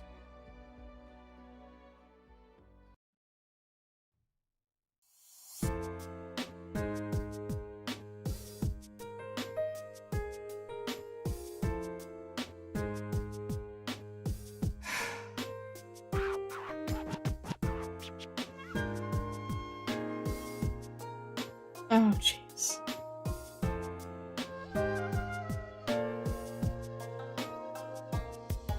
What is Foxbrain thinking? Did not think that this would be the ending of the Golden Glow vignette of all things.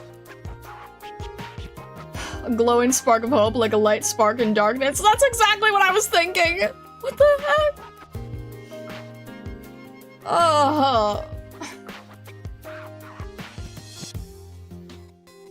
And I'd be like, Rhodes Island are good guys, let's go attack them. The ending of Golden Glow event. The end of days are near! Also, did they say that Sami is filled with Cyclops? That is not something I was expecting. I still don't know anything about Sami, but I was not expecting Cyclops, that is for sure. Interesting. Interesting indeed. Okay. Was not expecting that.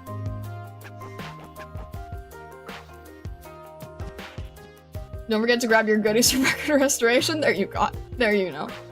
Not filled with, but they're there. I mean, okay, but like... Okay, but they're mentioned and I didn't expect it. We in the business call that foreshadowing. Fair enough. Ah! Alright. You'll be shocked once you find out more? Probably. I noticed something about Reunion textile fashion. I'm now curious, but might lead to accidental spoilers in the end, so I'll sit on it. Okay, Mo, that is very... Okay, Mo. I wasn't trying to say your whole name, but... Alright then, that is... Huh. Okay. You know parallel connections that I don't. That's interesting.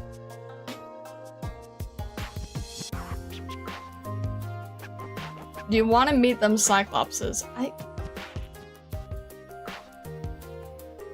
Wait a minute. I think I might know one of them. If I'm remembering right. I think I might know one of them. But maybe I should not go any further than that. I don't? Oh. Oh, okay. Never mind then.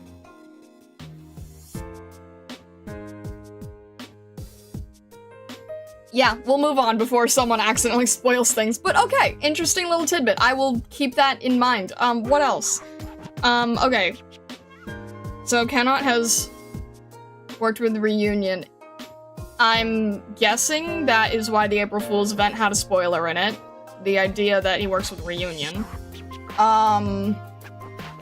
That is certain. So he's just, he doesn't have a side, he just serves whoever needs to be served. Okay, interesting. Was I blind before, or was the design the same when we met him? I don't recall that design. I really don't recall that design. I don't know if that was different. But that was certainly a look under the coat.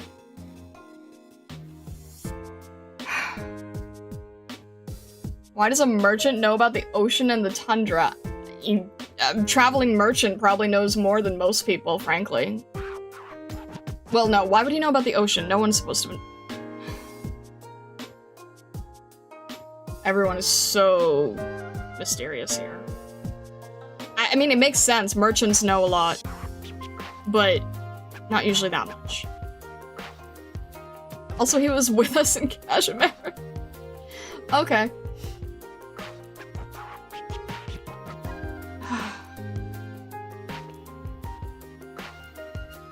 The merchant must be the shroom seller. Oh, boy. Tentacles? He's always had that, I think. Did I just not realize it the entire time we were talking to him? Was I so thrown off by other things that I just didn't notice? That's wild. Mr. Terra-wide.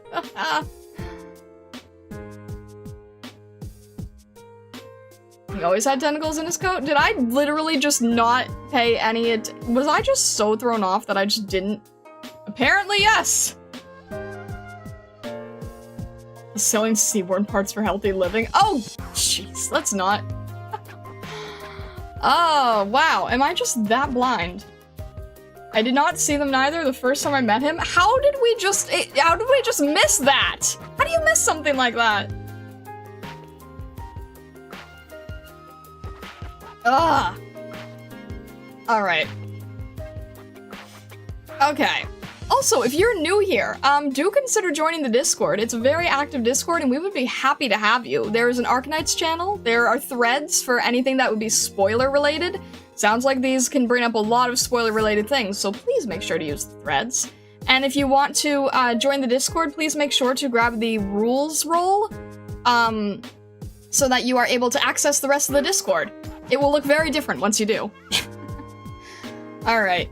Yep, always had that?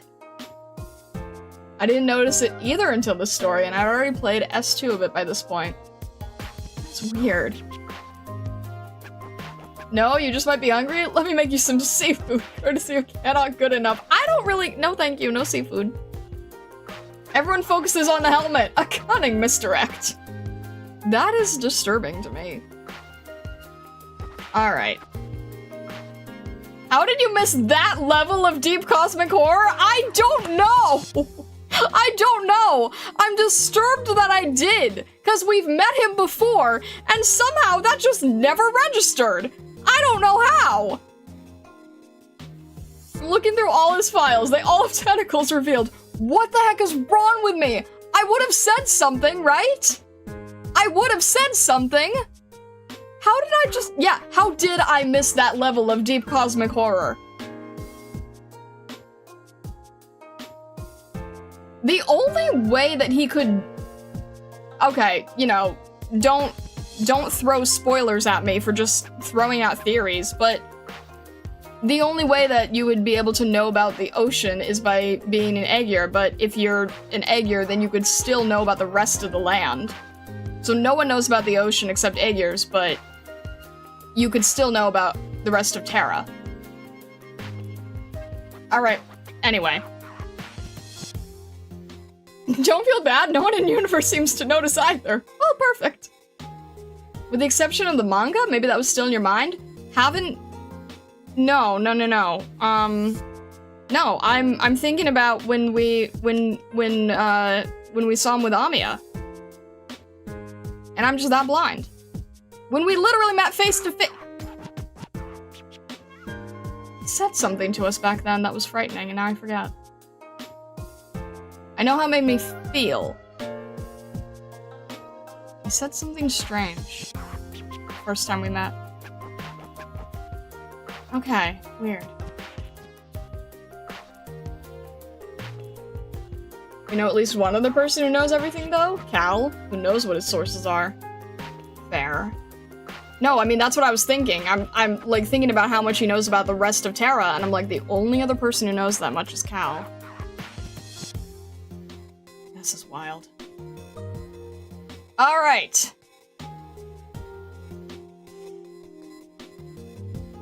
Lord Buckethead, the merchant's art cast confusion on winged Volvo. Alright. Okay. Let's go and do some video work, and then we will jump into Gamba. Alright. I'm gonna mute this. We're gonna jump here. Do I have the setup? I do have the setup. Okay. Alright. Record. I will, okay. I will. You seem to really be intent on that, so I will. Let's just do the... Okay. Alright.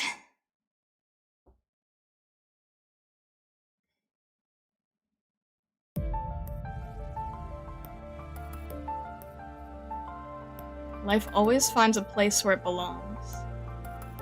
Let's go, little Susie. It's time to go home.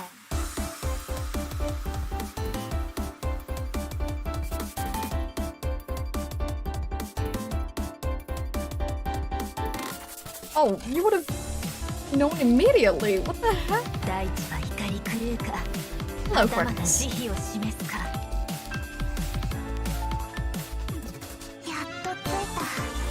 Hello!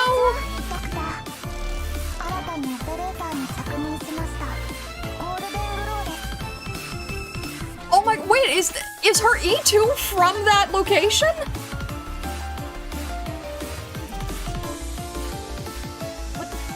What? Oh.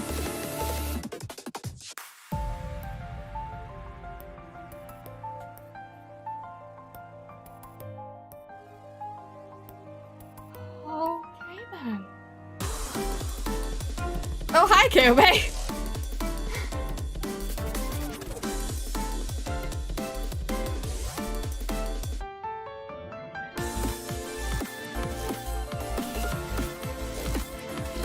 Oh, there we go.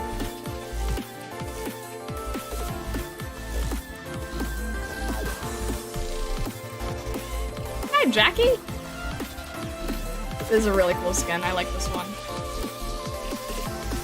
The visual noise skin, exactly. Oh. That's where that furniture's from. Oh. Oh my gosh. Okay, well now I need to grab it. Oh my gosh, I saw that furniture when I first started, and I'm like, this is the prettiest furniture so far. I think I need to grab this at some point, but it was too expensive at the time. I need to go grab that furniture. Oh my gosh, that's where it's from! I need to go grab that furniture. I've seen that furniture when I first, I need to grab that furniture later. Okay. Goodness. TV.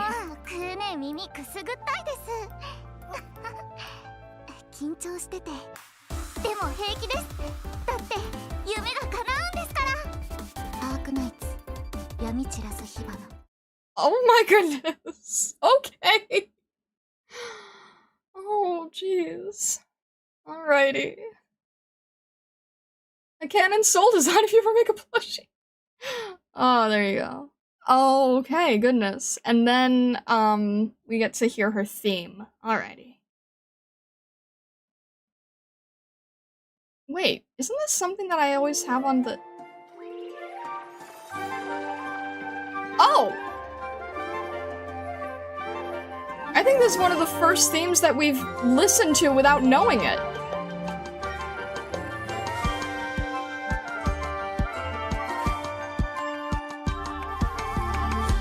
Oh!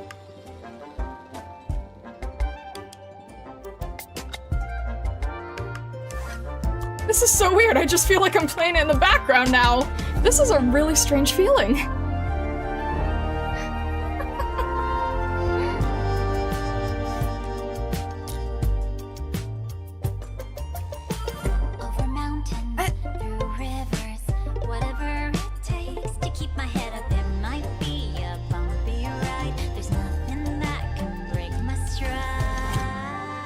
I didn't know there were lyrics.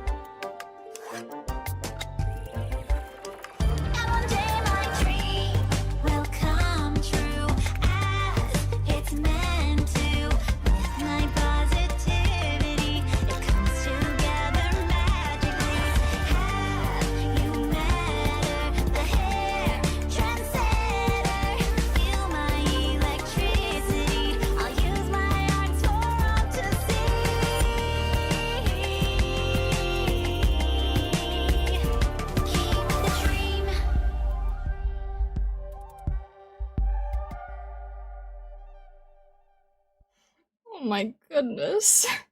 I didn't realize there were lyrics. We've been listening to it for over a year. Oh my gosh. The singer is Christina V, aka the ENVA of Blaze and Scotty. For AK and Homura and Nanoha for anime representation. Oh, okay. It's like Undertopia all over again. Yeah, that's the only other song that I think at the time we had listened to in instrumental and hadn't seen it actually. There's gonna be so many others that are just gonna like throw me. I know there will be. That was a big one though, because that one is like a perfect length and a more upbeat one, so I use it a lot as starting soon. So I play that one more often than others too. Oh gosh. Sleeper agent activates, and that's why you should have picked Blake. Well, you know, we'll figure it out. Bakadoodle? GG hairdresses you. Maybe that'll be kind of funny. Alrighty, you wanted me to grab record restoration. Okie doke. Let me get mad if I forget this, won't you? Alright. There we go. Question star, since you mentioned it earlier, have you been reading the little furniture blurbs?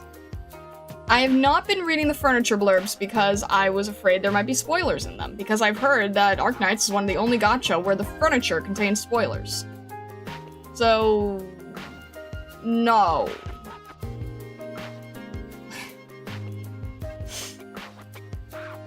Yeah.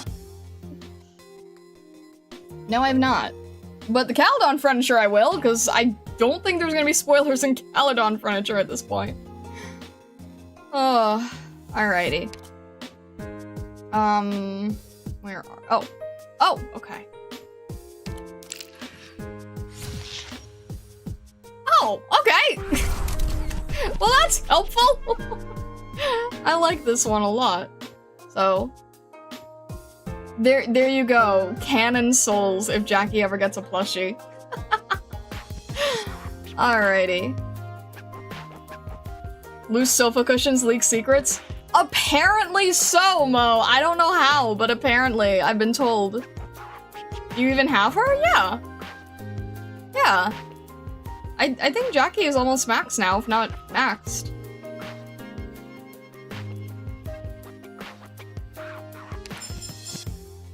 Aww. Spell this moment of darkness, for this is not the end. Oh, GG. Oh my god. Imagine being Nami! Imagine being Nami and putting all of this work into this design, into working with the child, and then finally seeing her in game and being like, oh! My poor, sweet, innocent angel. And she had to keep silent for 1.5 years. Oh. The paw souls aren't a one-off either. We've seen several. Are you saying I should go back and add paws? Oh. With how long we've been playing, the only missing 4-star would probably be red certs, most likely. I think we're set on the 4-star at this point. Imagine having to keep quiet for nearly 2 years of everybody calling your child a dog. I knew that one, but I thought that it was just for the species. I didn't know that she also was, like... I didn't know she also could read the event and everything. That's wild.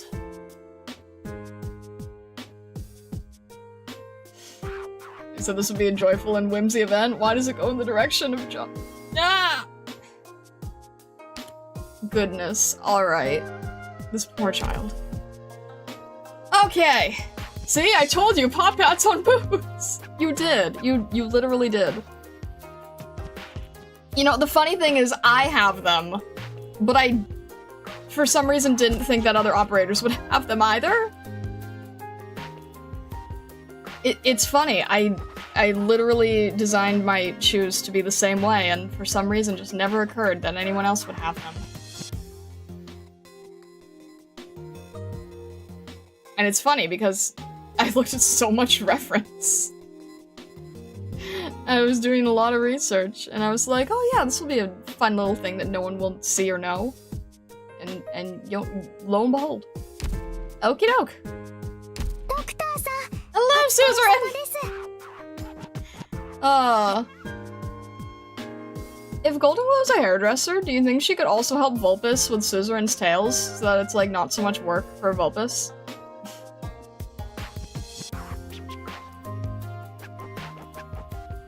Alrighty.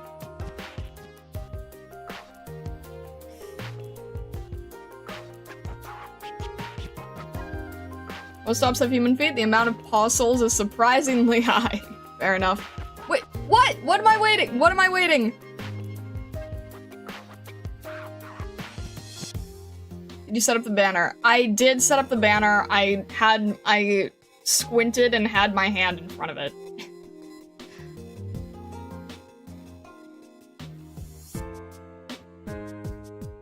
Do you think Terra hairdressers also do tails? I would think so? I don't know. I mean, if you can work with hair, can you work with fur in the same way? I mean, look, there's dogs with hair and dogs with fur, so I don't think it would make much of a difference, no? I feel like they would. This is something we never questioned. You can make it work with a pocketoodle. There you go. Alright, are we good? Okay, we're good. Imagine they're expected to do Karanta tails. Yeah, exactly. Exactly. Alright. Let's see how this goes. I did! I did! The heck? I did! Does it not carry over?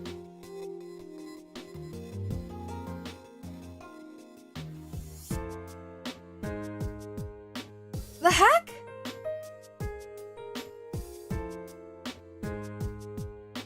I did save it! I did save it! I've seen it before! I did save it! I did! I did! I'm sure I did! Alright. Well... I'll just do the same thing, I guess. You have to confirm, maybe you accidentally closed beforehand? I don't think I did. Yeah, alright, I have a hand over, and I'm just squinting, and I'll just do it that way, I guess. I know there's a color scheme, I'm just trying to not look at the color scheme, okay? Let me just do it like this. I know you guys already know, but I don't need people, like, I don't need people coming in here and, making comments. Okay, I'm just gonna squint when I do this. Sorry about that.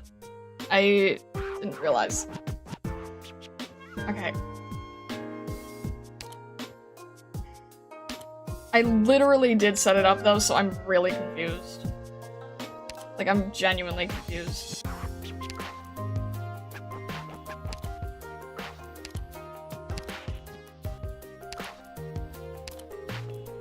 Alright. Hang on.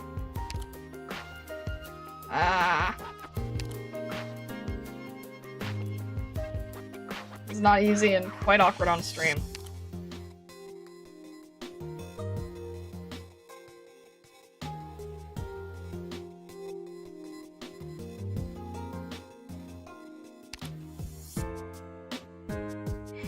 Okay, hang on a sec.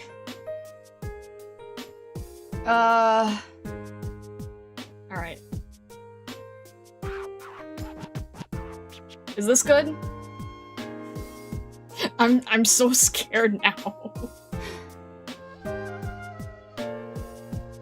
Even selection is now Gamba, amazing! Does this work? I need someone in HR to just confirm for me, because now I'm just paranoid as all heck.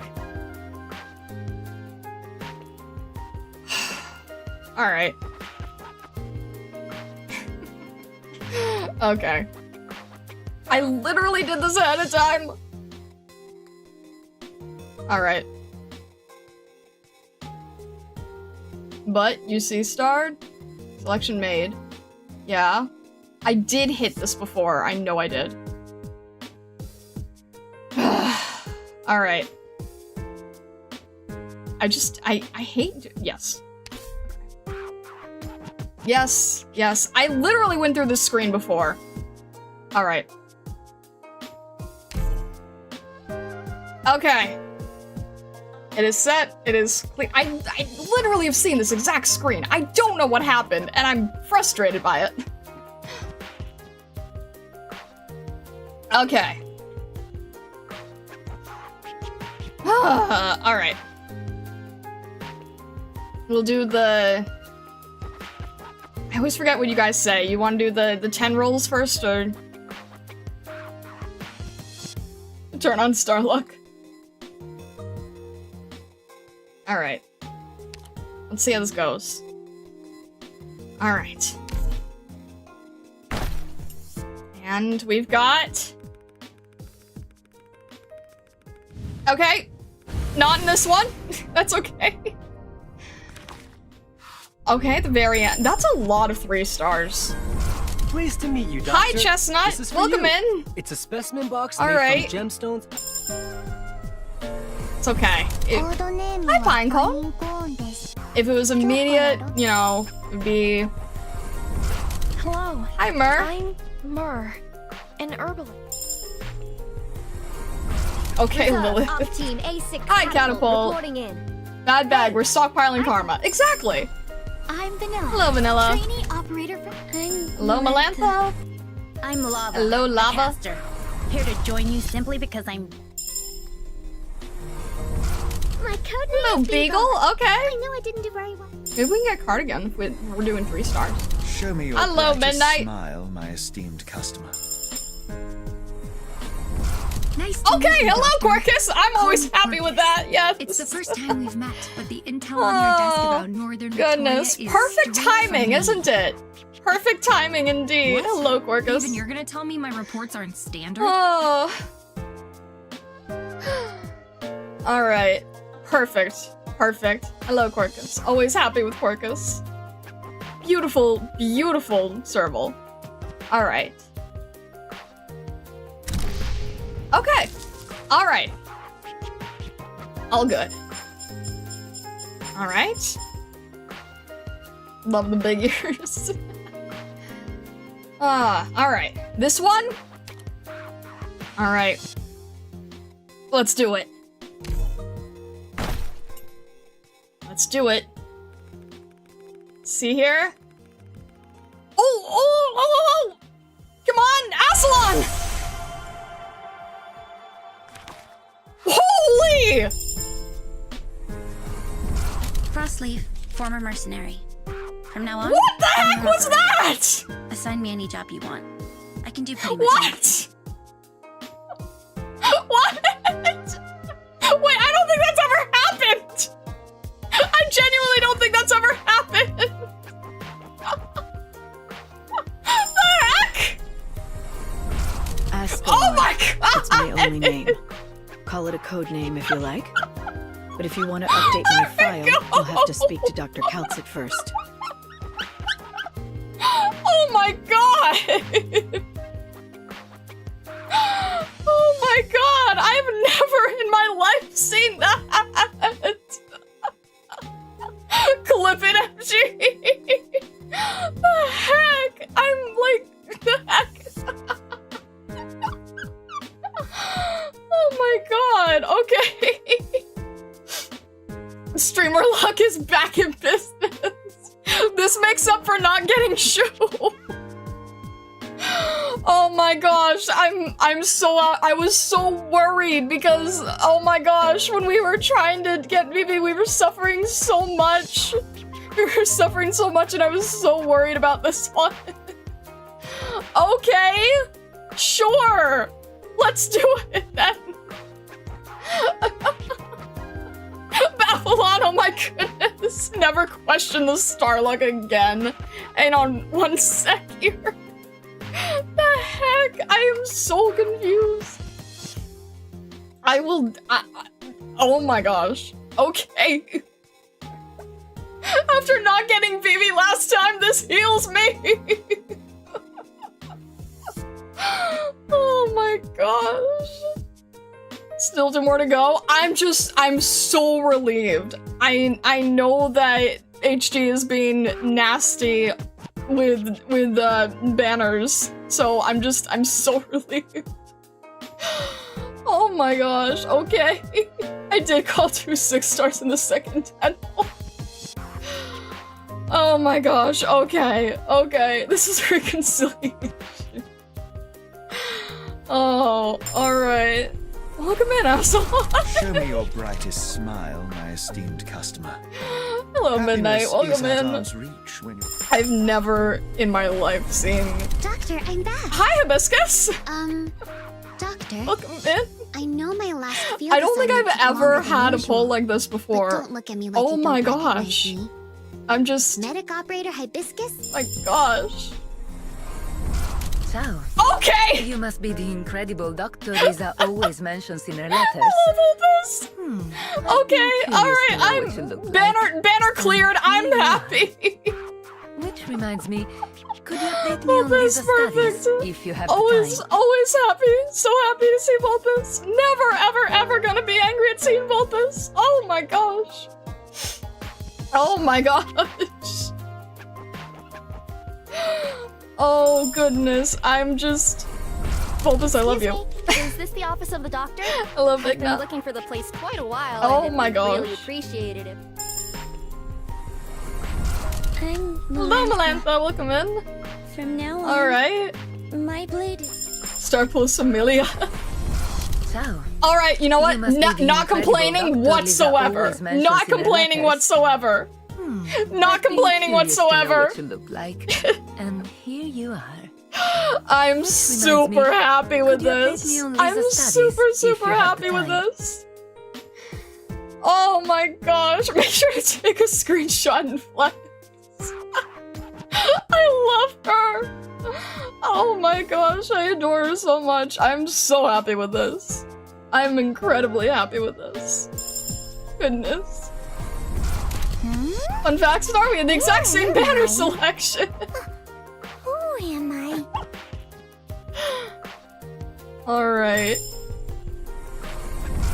This is Don't say that, Hibiscus. Aratane! From now on, Please! I'll Don't be in say charge of that! managing yours and every operator's Alright, on Rhodes Island. goodness. Thank you for your... Alright, I'm screenshotting this. Goodness gracious. Oh my god. I've never... This is like... Alright. This is insane. This is absolutely insane. This is like... This is Sim Zero magic right here. Oh my god! This is Sim Zero magic. I don't understand how, but I'm so grateful. I'm so grateful. Time to leave. I'm so grateful. Don't say that, Weston Fox, please! Oh my gosh, you and Aratane, please! No, the banner's done. I'm set. I am happy. I am so relieved. Don't say that my luck is used up for the rest of the year.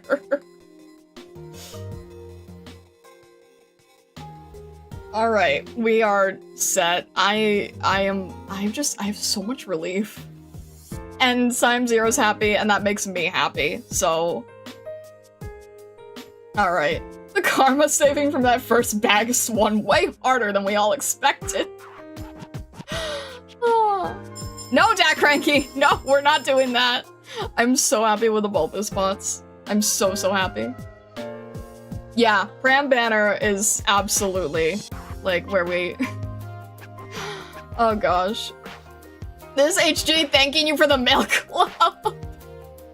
Imagine if someone at Hypergrip actually did- I'm not- that's too silly of a thought. I'm happy, we're good, we got- we got a Quirkus pot, 2 Vulpus, And Ascalon, that is like as amazing as the banner could possibly go, so I'm so happy. Hello, Suzerain! I'm so happy! We're on 2 HG Lurker. What pod is Vulpus up to now? That's a great question, actually. Let me see here. We don't have too many left. 2 more? 2 more. 2 more. I would be so happy with that. My eventual someday goal is to have the Fox family max pot. That would be lovely. You're 1 more pot away to be where I'm at. Oh, and then it goes back into the, into like the aroma, what do you call it? The aroma race. Phew, my Vulpus is still 1 ahead. Oh my gosh. Remembers me pulling 2 Vulpus back to back is off right on Entelechia banner. Or is seeing Vulpus and Entelechia in the same banner giving you like PTSD to see them together? If Suzudad ever releases, we'll have a massive Gamba stream. Honestly, that is very possible. Cause I never got to have, I never got to do like proper rolls on Vulpus's banner, right? I never got to do proper rolls on her banner.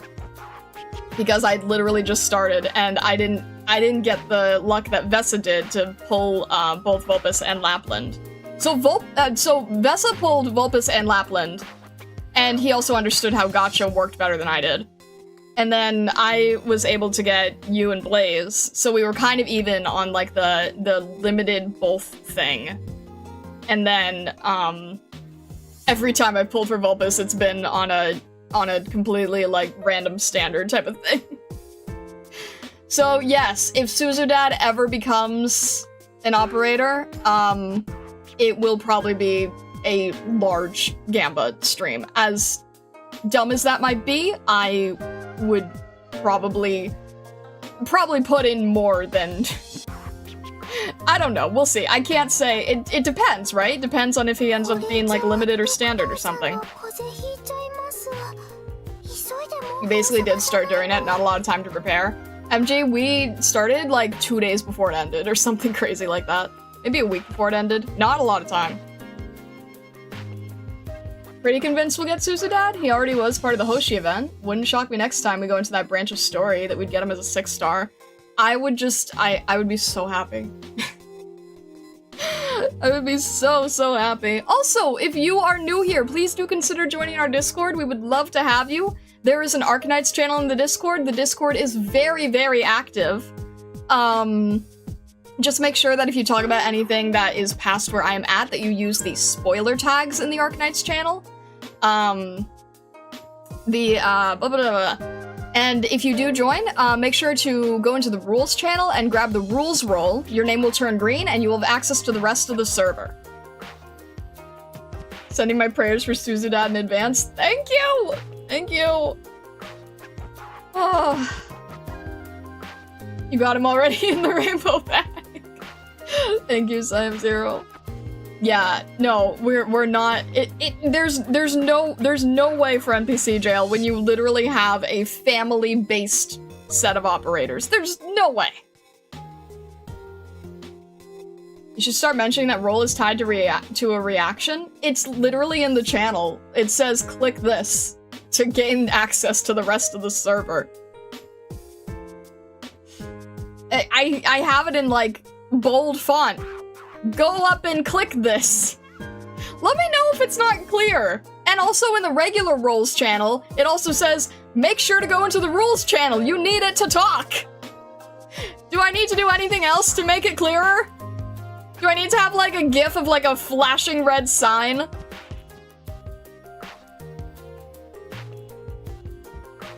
Considering how popular Suzudad already is and how Hypergriff does stuff, he's probably gonna be the 5-star. Oh my god. Oh, I would still Yes, he could be 4-star and it would not matter. I doubt he'd be 5-star.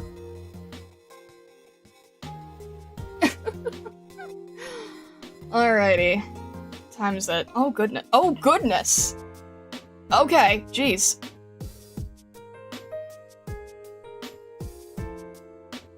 I wonder if it, because all the other roles aren't done that way, some people get a mental block. I'm not really sure.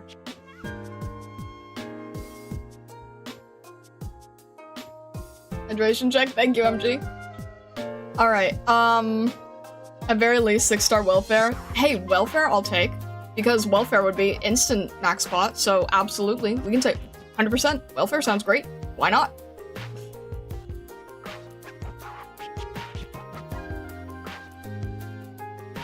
Alright, hang on a sec. Blah, blah, blah, blah.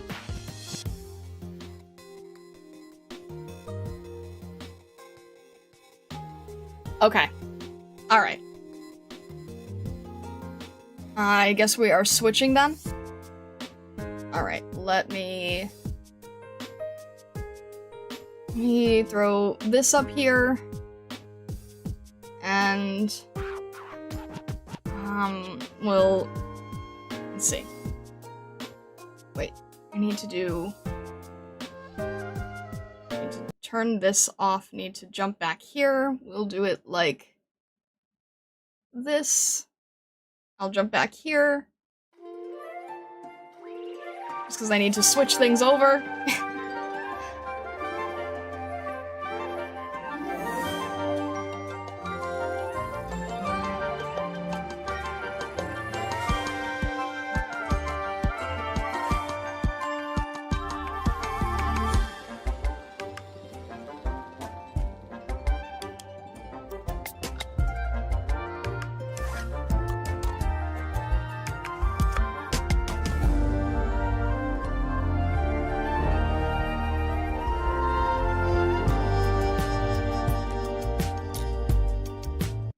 Okay.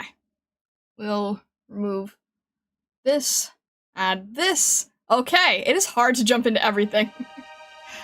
Goodness. Alright. Also perfect, hello! Alright. Jumping, okay. To make sure that we have everything that we're doing. So many different things to jump around with. The Gamba again. No. Alright. We are first doing Skyfire. Okay. Oh, wait. Okay. Kitties and a snake. Enjoy iced tea. And now we chapter 10. Alright. Let's focus on kitties.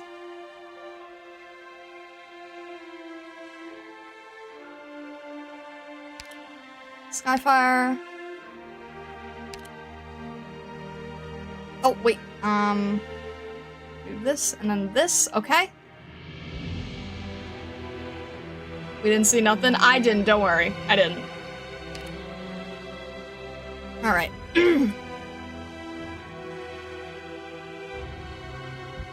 Lava cat. I wonder, like, how everybody picks their arts. Like, how do you determine working with fire or working with electricity? You get to choose? Things I'm curious about. Alright. Old classmate. People pick up all sorts of tricks while you're away. Alright.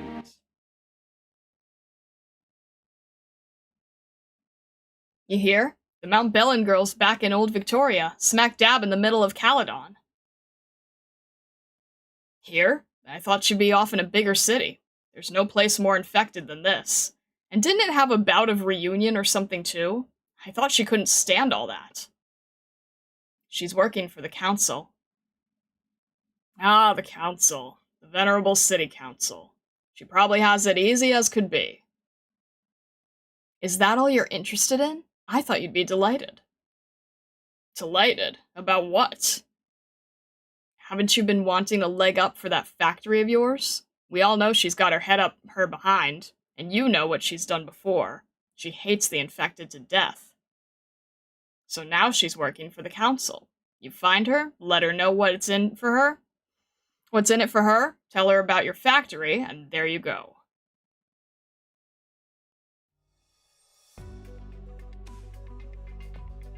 What is this? An invitation?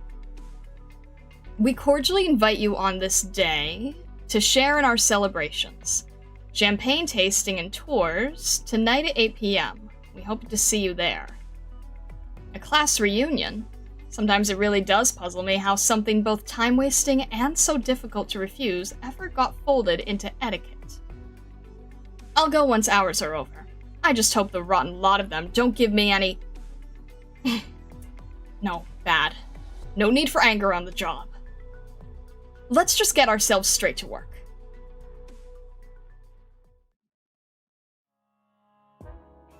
Oh, hello, old friend. Just last week we met at the drinking party. Your magnificent visage stole the breath from quite a number of people. They've been clamoring to have you back again. My face, is it? They're just after my estate. Not sure I can blame them. It turned me into what would normally be a year's profits in a few short months. Aren't people still praising Count Adam's dashing appearance, even though his hair resembles corn silk more than anything by now? You haven't changed a whit. Now, profits, though. You'll want to hear about my winery. I think you'll find that's the real last say.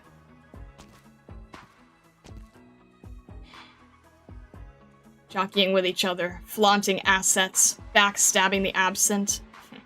These people don't change one jot. Count Ambulus, my factory has been set on the right track, and I owe it to you for your kind attention. But before it can tithe your further profits, I will need just the tiniest sum more. It's a true honor. You should still remember me. I was sat right behind you, if you remember. If you'd be willing to cast an eye over my estate, I'd be greatly thankful. I see. Sorry to bother you. Treating a dinner party as a springboard up. These people do love their flattery. Honestly, what a typical sight.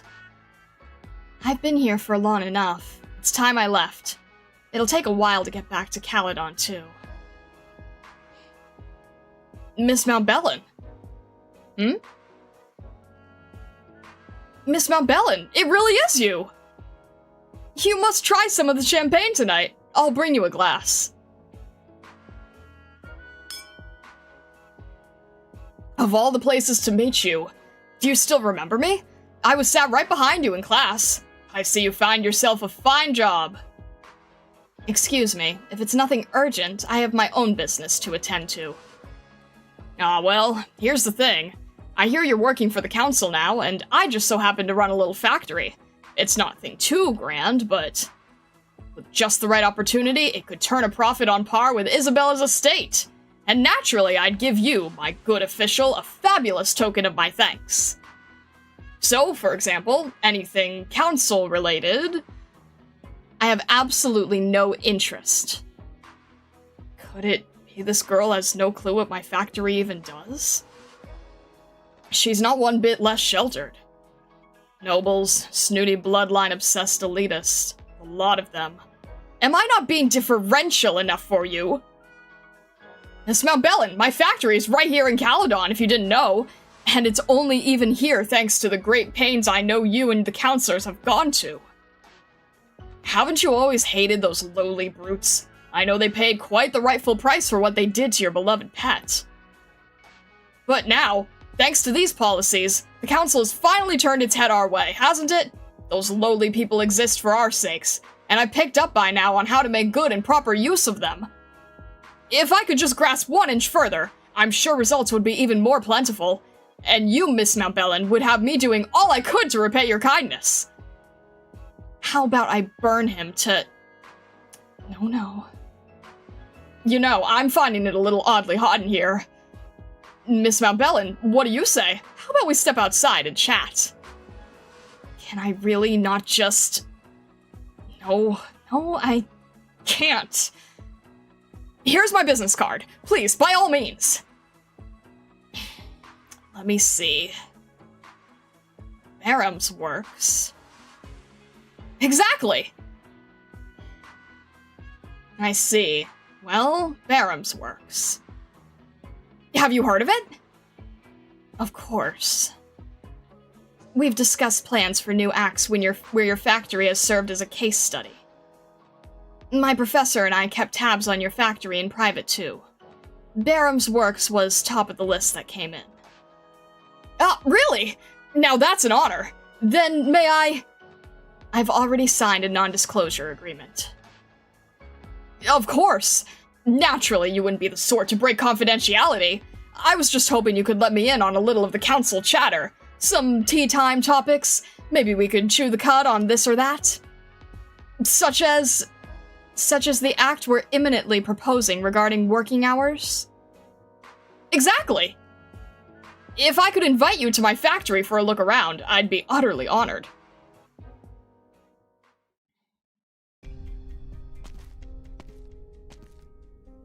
Miss Mountbellin, you have my gratitude for deigning to come here. I had them clean the place a few days ago. Not a speck of dust left. Didn't I tell you I was here to see things as they are? Oh, well, cleaning up some dust off the side wouldn't impact your understanding of how our factory operates. I don't mean to boast, but you see, the scale of this place. Not top of the line for Caledon, but remarkable all the same. I see facilities and protective measures are kept in good order. In the light of present regulations, your site is a clean pass.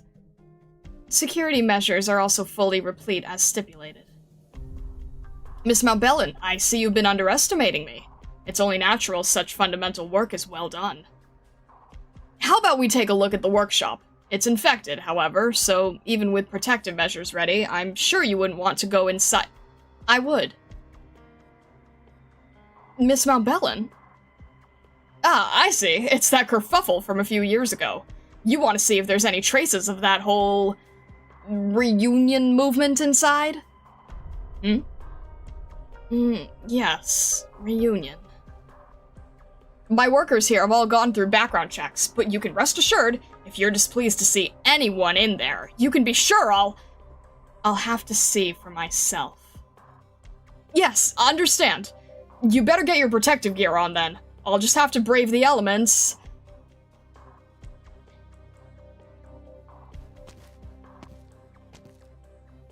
Is this the place? Where are the workers? Miss Mountbellin, I didn't think you'd be so concerned with a place like this. How could I possibly have you mingling with infected? I've ordered them all out for the time being, and the purifier installations are on at maximum. Let's not stay in here for too long. I'll be honest, this is my first time in here too. In a while, I mean. I'm just taking a look around. After all, by your accounts, this place has made you a pretty penny, so my interest is natural. Moreover, did you forget? I and my professor have been keeping a watch on your factory for some time now. Yes, and I'm honored for it. Infected are both convenient and less demanding in the way of assurances. I have to thank the council for providing such a fine workforce. What are these? Ah, surveillance devices. We both know, you see, how people tend to skive without motivation or supervision.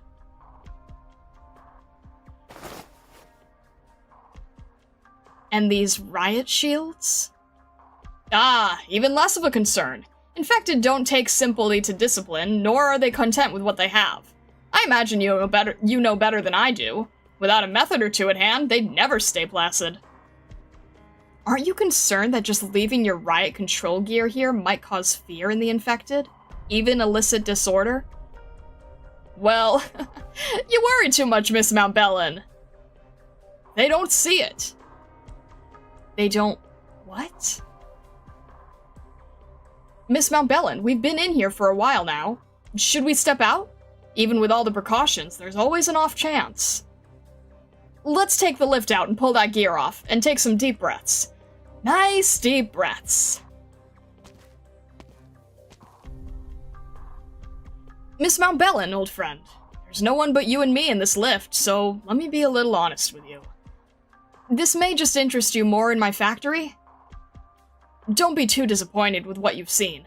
Putting all that aside, you've noticed, haven't you? The surveillance and riot control staff, and the armed installations. You can't make all your money in the open. You know that. And what's down below us is the real deal. But it's too filthy underground. You won't need to cast your own eye.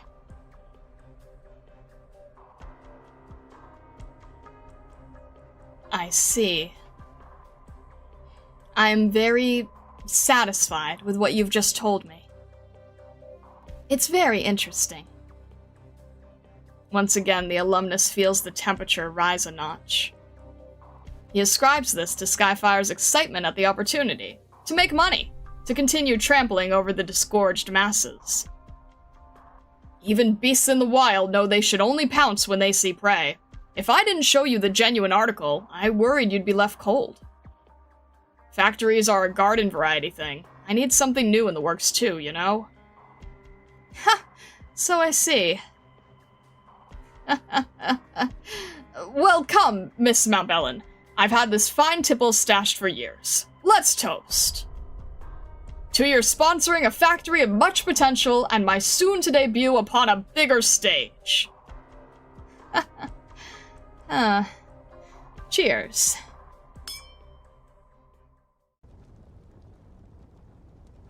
Skyfire's temperature rises, starting from underfoot. In just a blink, a fraction of a second, she could burn this whole factory to nothing and save all the people trapped below. But in another blink, she suppresses the smoldering rage in her head.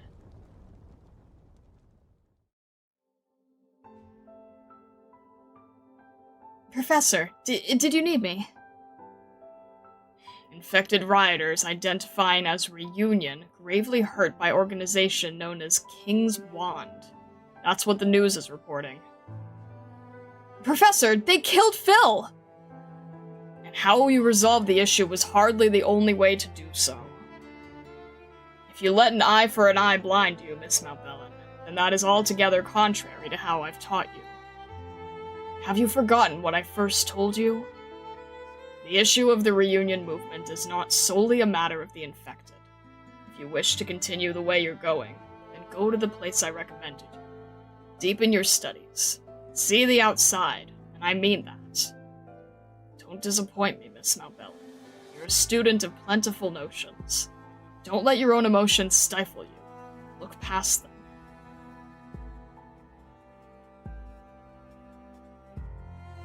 Flames can burn anything you want to cinders, but they can't solve problems. Stood there in the factory, she pinches the wine glass and settles her somewhat unsteady breathing. I imagine you know when the next council meeting is. Look forward to the good news. Thank you, Miss Mountbellin!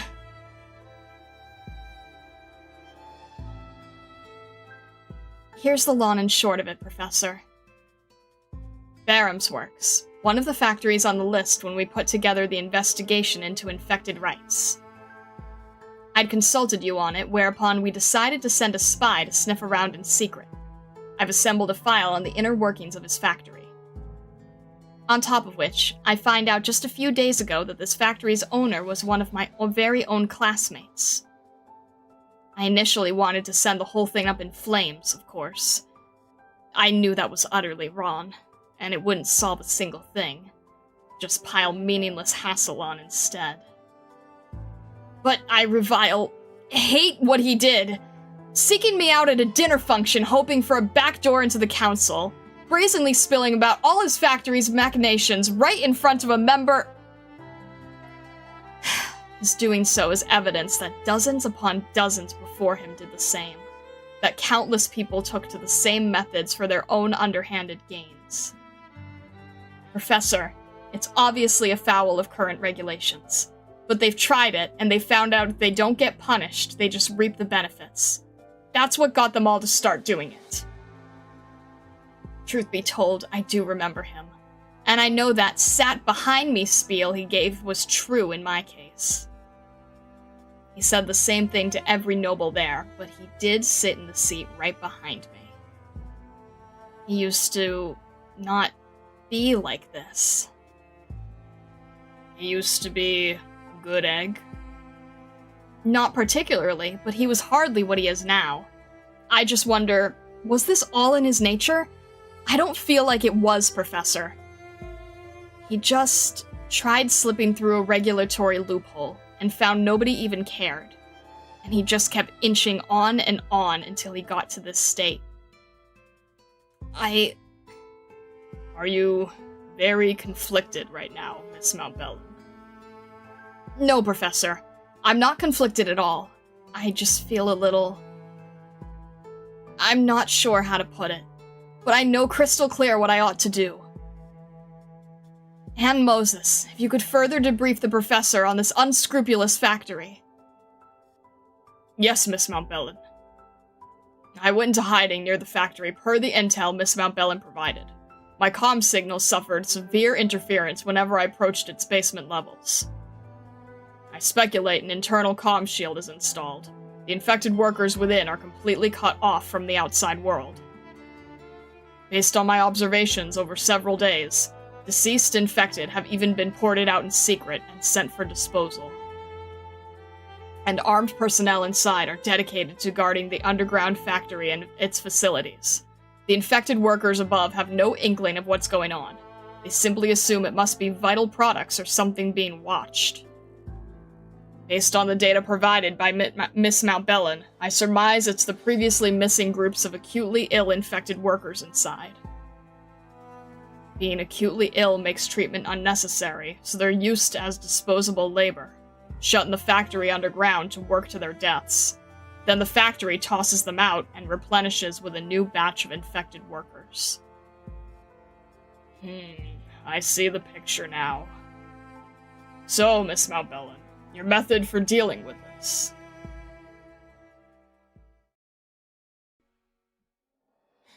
My report concludes here. And why did we have to sit here for over 10 minutes listening to you talk about this one piffling factory? This has little bearing on us. I hope you realize that. Did Counselor Angst really bring you here just to yank this little factory by the collar? What I wish to point out to you all is that the core of this incident is the missing infected workers locked away here under armed surveillance, the curtailing of personal freedoms, even the covert disposal of the dead. Adding to which, they work in environments of excessive originium particulate concentration, without corresponding protective measures or communications equipment. Every point here is in violation of currently enacted policy.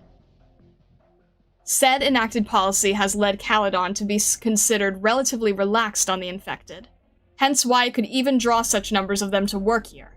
It's the root of the city's development. Should this incident leak, Caledon's external image will be in smithereens, and no more infected will think to come here for work, full stop. All present, I trust this scenario would not be to your delight.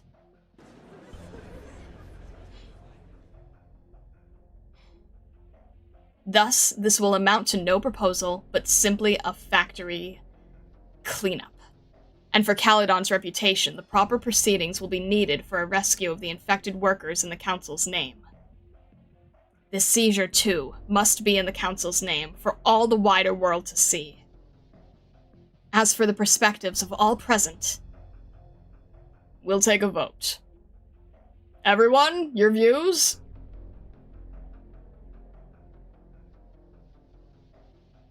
Three days later.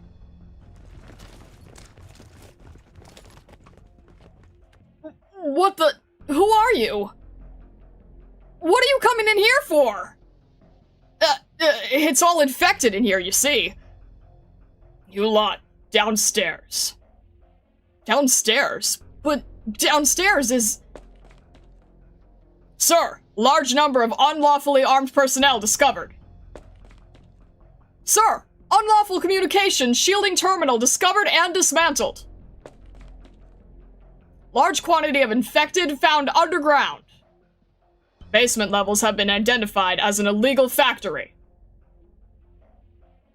Situation verified. Per council regulations, we are hereby shutting this location down as the law compels.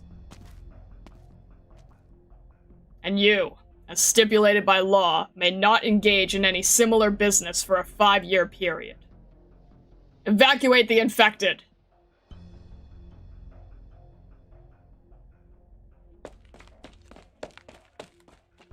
Miss Montbellin!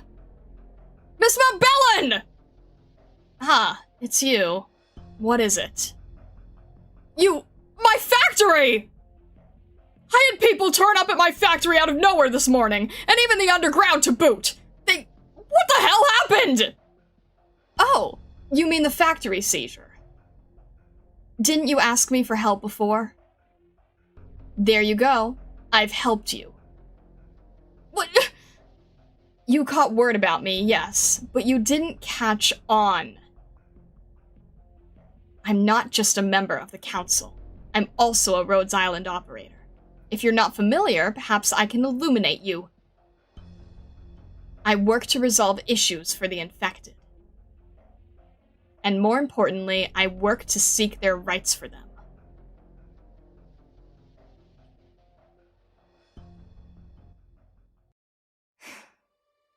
Alright, Skyfire, let's go! Goodness. Evil destroyed. Oh. I love Skyfire the Walking Bomb. Every moment you're not on fire is a gift, and I am grateful. Oh, goodness. We love an angry, righteous girl. It's funny, right? Because, like, you would never have, It's just so funny to me how everything comes together, because, you know, Skyfire was just, like, one operator on Rhodes Island in the main act, just, you know, helping out. And she had, like, a few little moments here or there in the island. But then it's like, okay, so this is just, like, another, like a 5-star caster, in gacha gameplay. And it's like, oh no, she also has her own complete separate thing, dreams, goals, and ideals. I'm forever amazed and impressed with how much love they give to everybody here.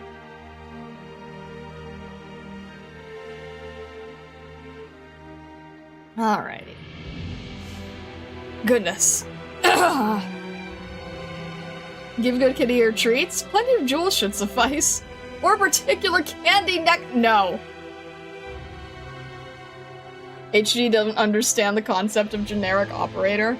I love that, honestly. It makes me so happy. I really do love that. It adds so much. Alright. Goodness. Okay. We have to go back to home, because if we don't do it, then it- How are you doing today, Doctor? Hello, Skyfire! Perfect timing! Alright. Kitties! Let's try to do... Kazemar... What? Okay. Alright, Kazemaru? I don't know what- I don't know anything about Kazemaru. Alright. Alright then. Interesting. Hang on, let me just get a quick, Nice to meet you, Doctor. Oh, that's high. Rhodes Island branch operator Kazemaru. I don't know if I Working can- today. okay, that's high. Alright.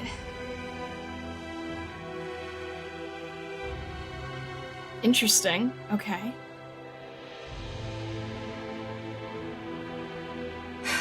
I can't go alright. Yeah, hydration, thank you. One should, one must. No longer a shinobi, and no longer bound by devotion. But she long since pledged her loyalty to her current job.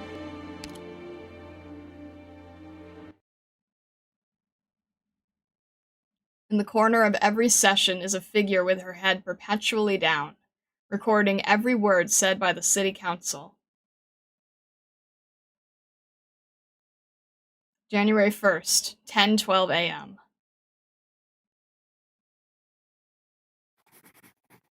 We propose waiving the right to education for the infected. We propose imposing no limit on the hours an infected can work to ensure that they can earn as much as their ability allows, supporting their own livelihood. We urge the infected to wear special infected clothing going forward. The silent recorder moves her sore wrists, turning to a new page in her notebook.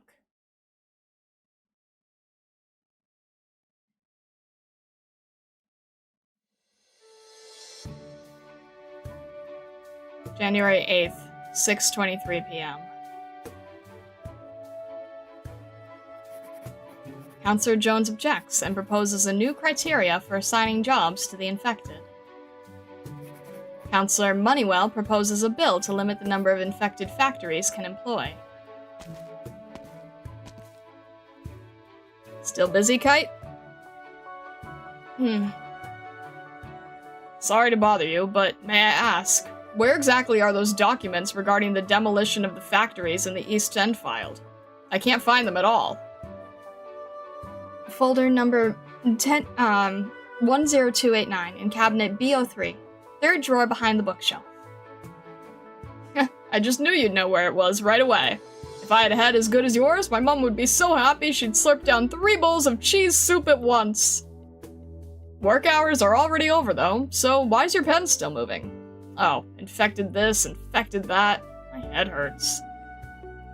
I already sent in an application. Even if I'm just a receptionist for the council chamber, it'd still be better than being a filing clerk. This is just too boring. Why not try applying too, Kite? We can work there together. What? No. You don't know how hard I worked for this recorder job. My parents want me to be safe and secure, so keeping this position is the best for me. How could I even think of transferring? Gosh, you're just too timid. Come on, just look at this pot of half-withered flowers I've been raising. Even if I were to change jobs, their situation probably wouldn't get any better. My brain's good at rote memorization, so being a recorder suits me just fine.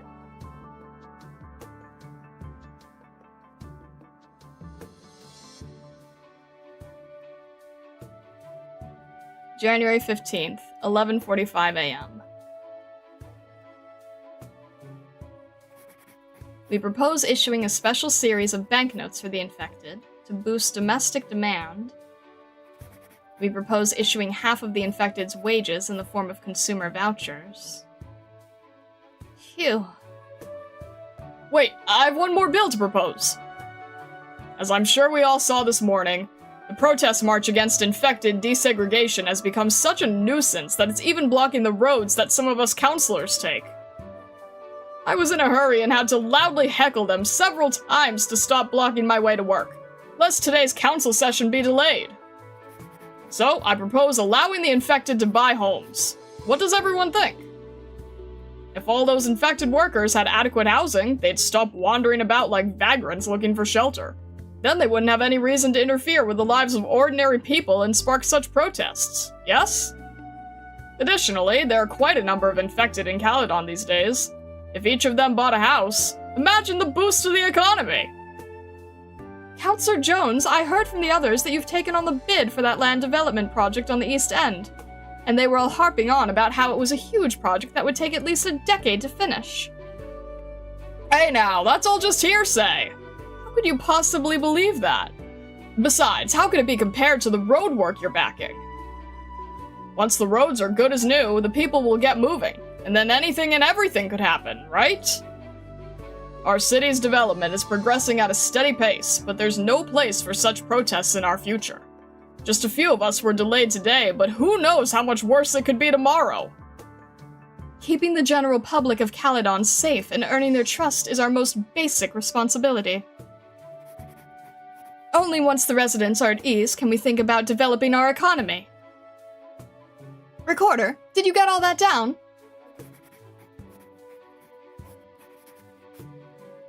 Yes, Miss Counselor. So, what does everyone think?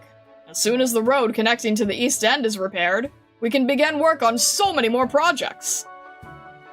I have no particular opinion on this, but such a bill will be beneficial to everyone. So I will back your proposal. Recorder, be sure to note every word of this down. The quicker we settle this, the better. Got it, Counselor Jones. Please, hold on for a moment. I have something to say about the previous proposal. I find myself curious. Those infected workers. Would they even be able to afford a house? Why ever not? They'll earn enough from the road work, and it'll all sort itself out.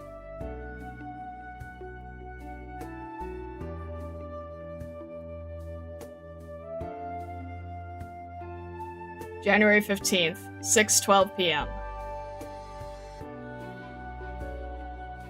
So, the good news is that the processing of both the business certificates and access permits the landship needs is going well. You'll be able to get them all by the next month.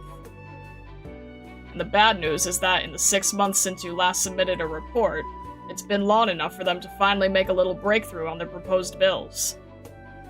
And this latest one is to let the infected buy houses. If I recall your last report correctly, you mentioned that there were a couple of bills proposed that were potentially beneficial for the infected. What happened to those? You can probably come up with an answer to that yourself, Captain. The councils feel that even though this one is the least feasible, it can still be taken advantage of, whether it be by those holding vacant land, those with factories, or those repairing the roads. They all want a piece of the pie. Now that the bill has already been placed on the cutting board, all that's left is to divide the pie to everyone's satisfaction. The remaining proposals will be squished under the pie pan and maybe trod upon a few more times for good measure. I know that much. Recently, we've been admitting more infected patients with acute symptoms. I'm not complaining, but things are getting harder for us, even with all the material support we're getting from the landship. And there will only be more such patients in the future. That said, the certificates and permits you're getting us will give us more options, so we may still have some tricks up our sleeve going forward. But, do you know what kind of infected we've been admitting this month? Children! Our efforts will be for naught if they keep screwing around in their city council sessions like this. But we can't interfere, right? Yes, generally speaking. Captain, what do you think about Skyfire? Why bring her up all of a sudden? Oh, I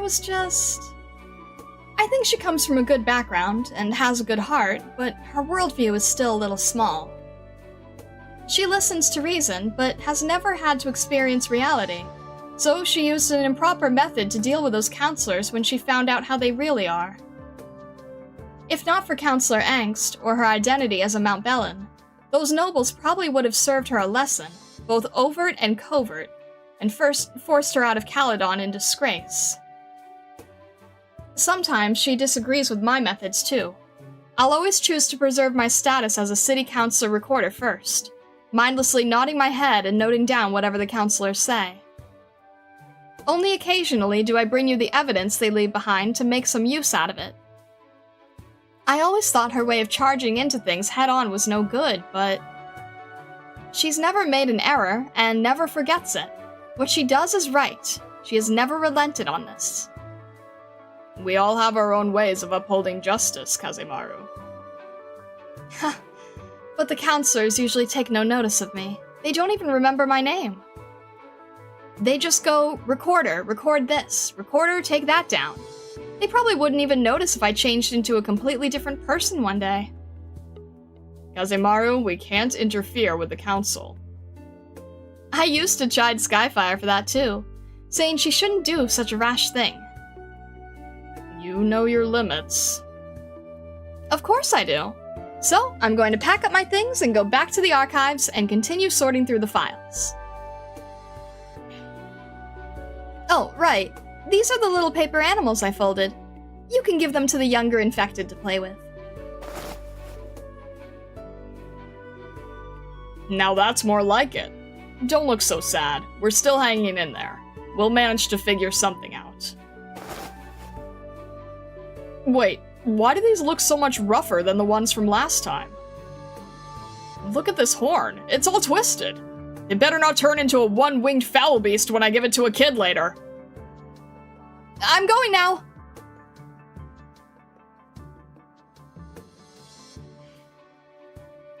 Ugh.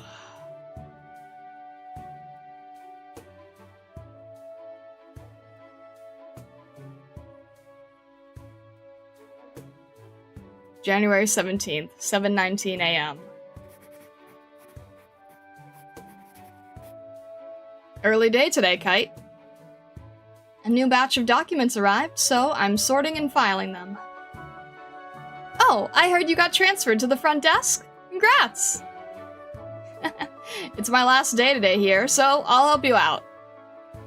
Let me tell you, I was passing by the council room yesterday, and I heard them argue about whether to raise the tax rate to limit the infected's quality of life. Even I thought that was a bit of a joke.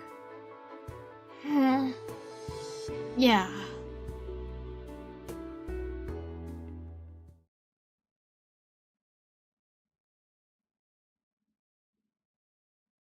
January 22nd, 7:32 a.m. We propose deducting 30% of the infected's wages as a reparations fee to pay for the damages caused to the city by the infected. We propose following Columbia's example, for the wilderness has vast acres of untapped resources with which the infected may live prosperous lives.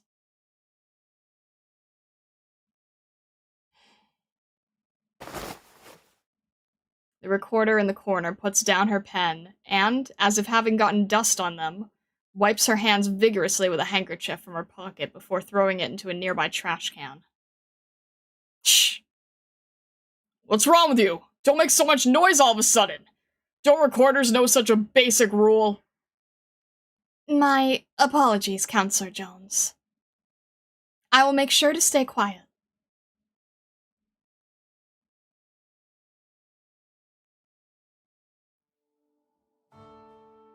January 27th, 6:42 p.m. We will continue to push for the bill to let the infected buy housing. We expect it to be implemented by next year.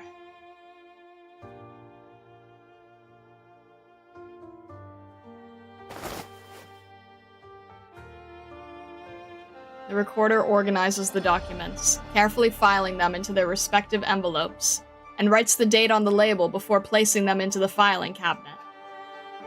There is a thin layer of dust on top of the cabinet, and she picks up a rag and wipes it. She turns to her desk and begins to tidy up the area. The records room is picked with people looking for information during the day, and keeping the desk neat and tidy is also part of her disguise. A potted flower sits on the corner of the desk, its petals drooping. Crash. An unstable flower pot is buffeted by the wind and falls from the sky, throwing streaks of soil and scattering petals everywhere. The clay pot falls straight down with the mud and hits a young woman just passing by, square on her head. She does not let out any kind of cry after her collision, but simply touches the mud on her face in a daze.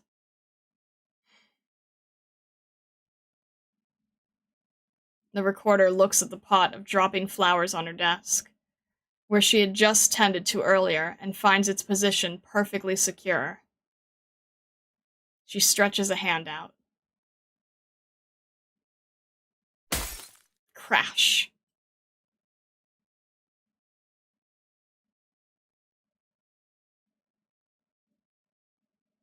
January 27th, 10:39 p.m.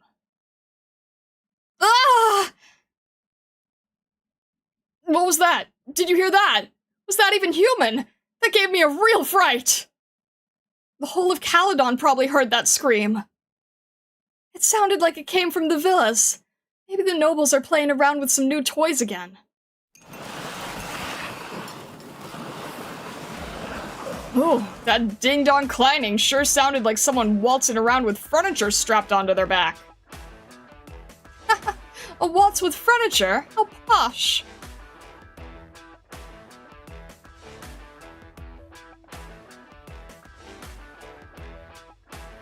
10 minutes ago, Counselor Jones had been lounging comfortably on his sofa, sipping the wine his servants had prepared for him. Their backs blended into the light while the shadows of his guards were reflected at his feet. In Caledon, such an arrangement allows him to enjoy many a perfectly peaceful night in his mansion. But few things are absolute. What is this? What's happening? The books on the shelf and the medals on the wall all stand up, taking even the bookshelf straight towards the couch where the counselor is lounging. As if alive, a bunch of paper folds itself, becoming tiny figures, mouths, sharp knives. They swirl around the confused counselor. Help! Somebody help! What's all this? My books! My files! They're alive! The paper dolls vibrate in midair, and tiny voices seep out from the words written on them. We urge the infected to wear special infected clothing going forward. We propose issuing a special series of banknotes for the infected to boost domestic demand. Let them buy housing? Yes, of course. Let them buy houses. We have many uses for the infected. Yeah! What's going on? Someone! Anyone! Guards! Guards! Cysty milk is delicious, and we should increase our supply. The infected should pay a reparations fee. We propose issuing half of the infected's wages in the form of consumer vouchers. What are these? Get away from me! The counselor falls to the ground on his back, flailing his hands in an attempt to drive away the paper dolls encircling him. He picks up a wine glass, aiming its contents at a paper doll. The wine seeps into the paper, and the swirl of white turns red as it fills the room with an alcoholic aroma. Head in hands, the counselor huddles in a corner of the room, leaving only his rotund backside shaking in view. Ah! The paper dolls continue to close in on him, the overlapping voices encircling the counselor. Who are you? What do you want? What do you want from me? I'll do anything you ask. Anything! Let me go! Just let me go, please! As if they had gotten what they wanted, the paper dolls stop spinning around the counselor and instead hover quietly. Then they stretch out their bodies, reverting to their original sheets of paper before landing on the ground. The counselor panics and crumples them, afraid that they might once again take flight. In the midst of the flurry, a document lands quietly on the middle of his desk. His hands trembling, Counselor Jones picks it up.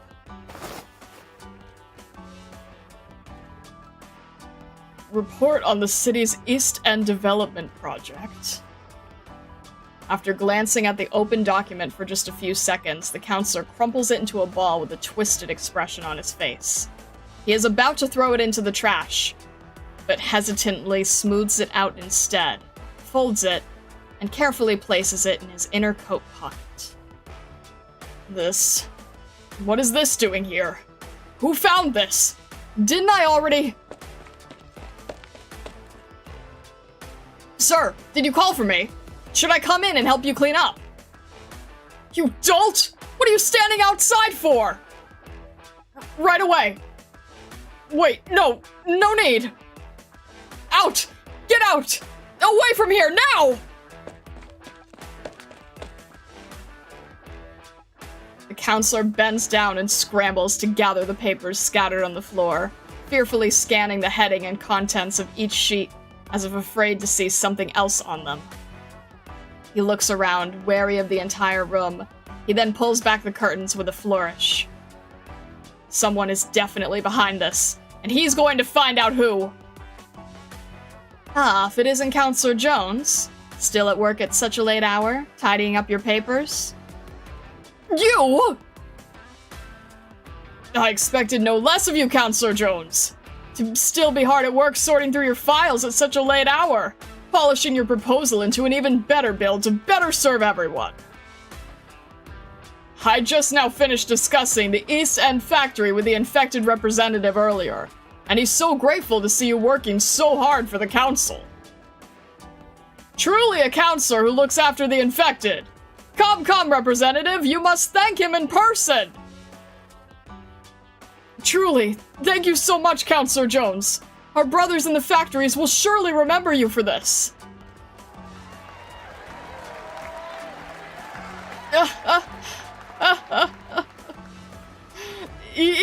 Yes.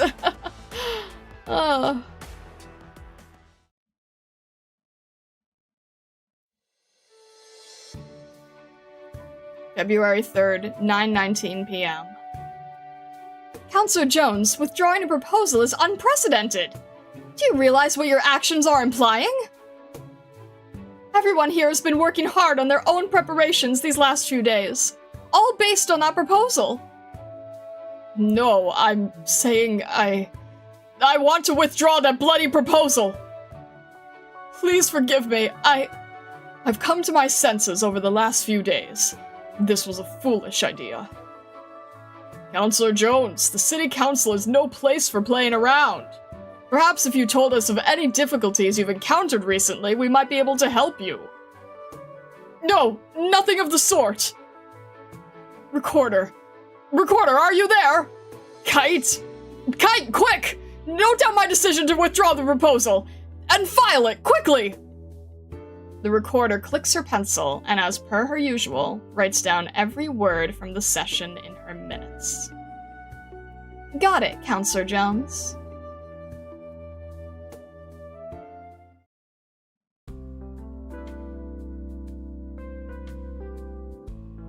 February 7th, 3:18 p.m.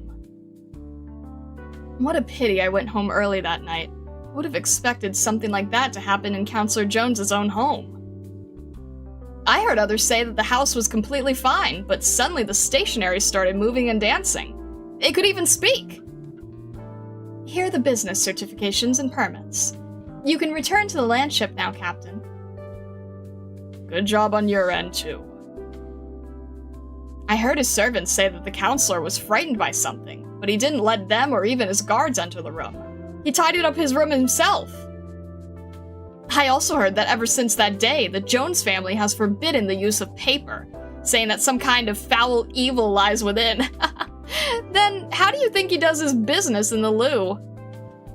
Seems like they're talking about what happened to Counselor Jones the other day. News spreads so fast, doesn't it?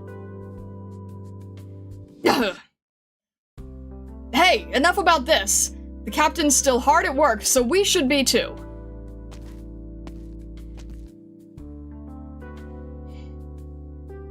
Azemaru.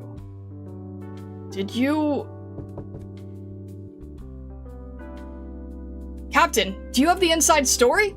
Share it with us, we won't tell a soul! Shh.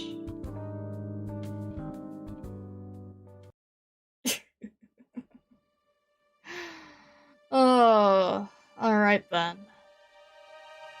Goodness.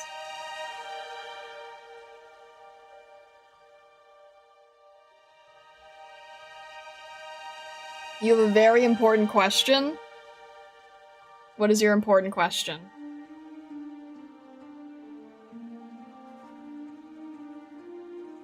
Sneaky kitty. A lot of the kitties are very sneaky, huh? More importantly, Star, does the cafe serve cheese soup? I don't have the recipe, but... Goodness. Paper is the devil's work, apparently. It's kind of funny, because paper is absolutely magic. Do your males also become ghosts and haunt people as they take the shape of a stargazer? Well, mine don't.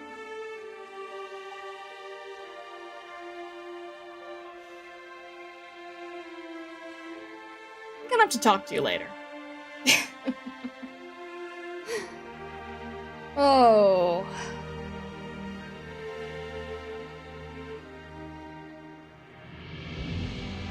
We'll need to find a cheese soup recipe.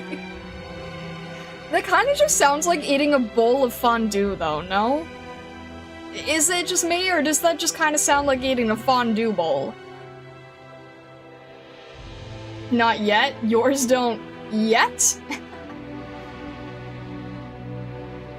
New idea, Stargazer cookbook. That could be fun someday. That could be really fun. Would cheese soup not just be melted cheese in a bowl? That's what I'm saying. Like, it just sounds like you're eating a bowl of fondue. French onion soup has cheese in it. Fair.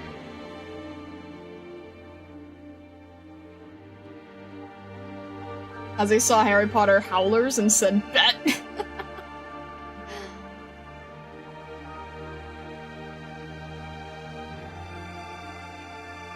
Will the male turn to cheesecake stargazer? I don't think so.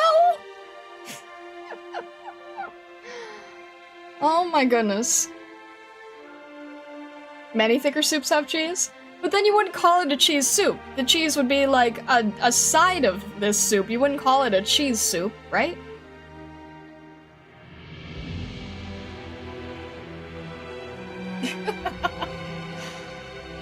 Okay.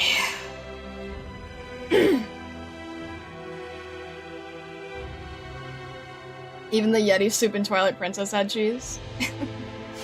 Haze or stop for today? How much does it mess up your schedule if I'm... Because I know we have a lot of these, right? I'm kind of like... Oh. Okay. My thinking right now is physically I could, in terms of energy, but voice-wise, I don't feel like I can. Does that make sense? Like, my voice is kind of giving out. So... Today was indeed an eventful day, yeah. This would be the slip. Do we only have room for one slip overall? Ugh.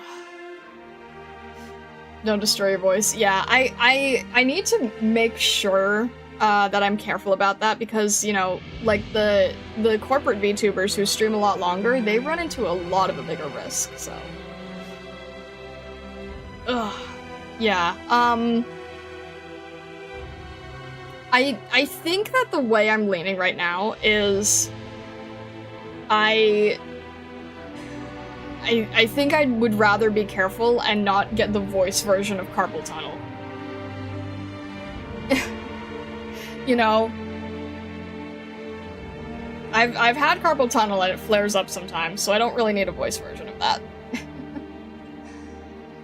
Save your voice. Already know one VTuber on hiatus for vocal nodules. Yeah, I definitely don't want that to happen. And I don't stream nearly as long as the corporate VTubers or anything, but I just don't want to... I just don't want to risk it, you know? Best to try to not risk it. Alright. Plus I had to voice a lot of angry nobles. A lot of angry politicians and a lot of angry jerks. So... that probably made it a little harder. Alrighty. Even a few long-term delays on the back of multiple slips is better than actual damage. Yeah, that's fair, that's fair. We got Ascalon, and I'm really relieved about that, and I hope that we are, like, you know, really set and happy with that. I am so relieved. Alright, what? It is Saturday, so I will see you guys on Monday. I will see you guys on Monday? Yes, I will see you guys on Monday. That should be interesting. We will see how it all goes. Alright, if you have not yet joined the Discord, please consider joining. We would love to have you there. There is an Arknights channel. The Discord is very active. Please, if you talk about anything, spoilers past where I'm at, that you do it in the threads in the channel. And to gain access to the server in its entirety, go into the rules channel and grab the rules roll reaction. Alright, and thank you very much for shouting out the Discord and the mail club. Oh my gosh, we're gonna have to get started on the next one, and I have to send out the first. I am busy fox. Alright, with that all being said, have a fantastic rest of your day, evening, or night, wherever you may be in the world, or the many worlds beyond, Stargazers. Thank you so much, and all the best.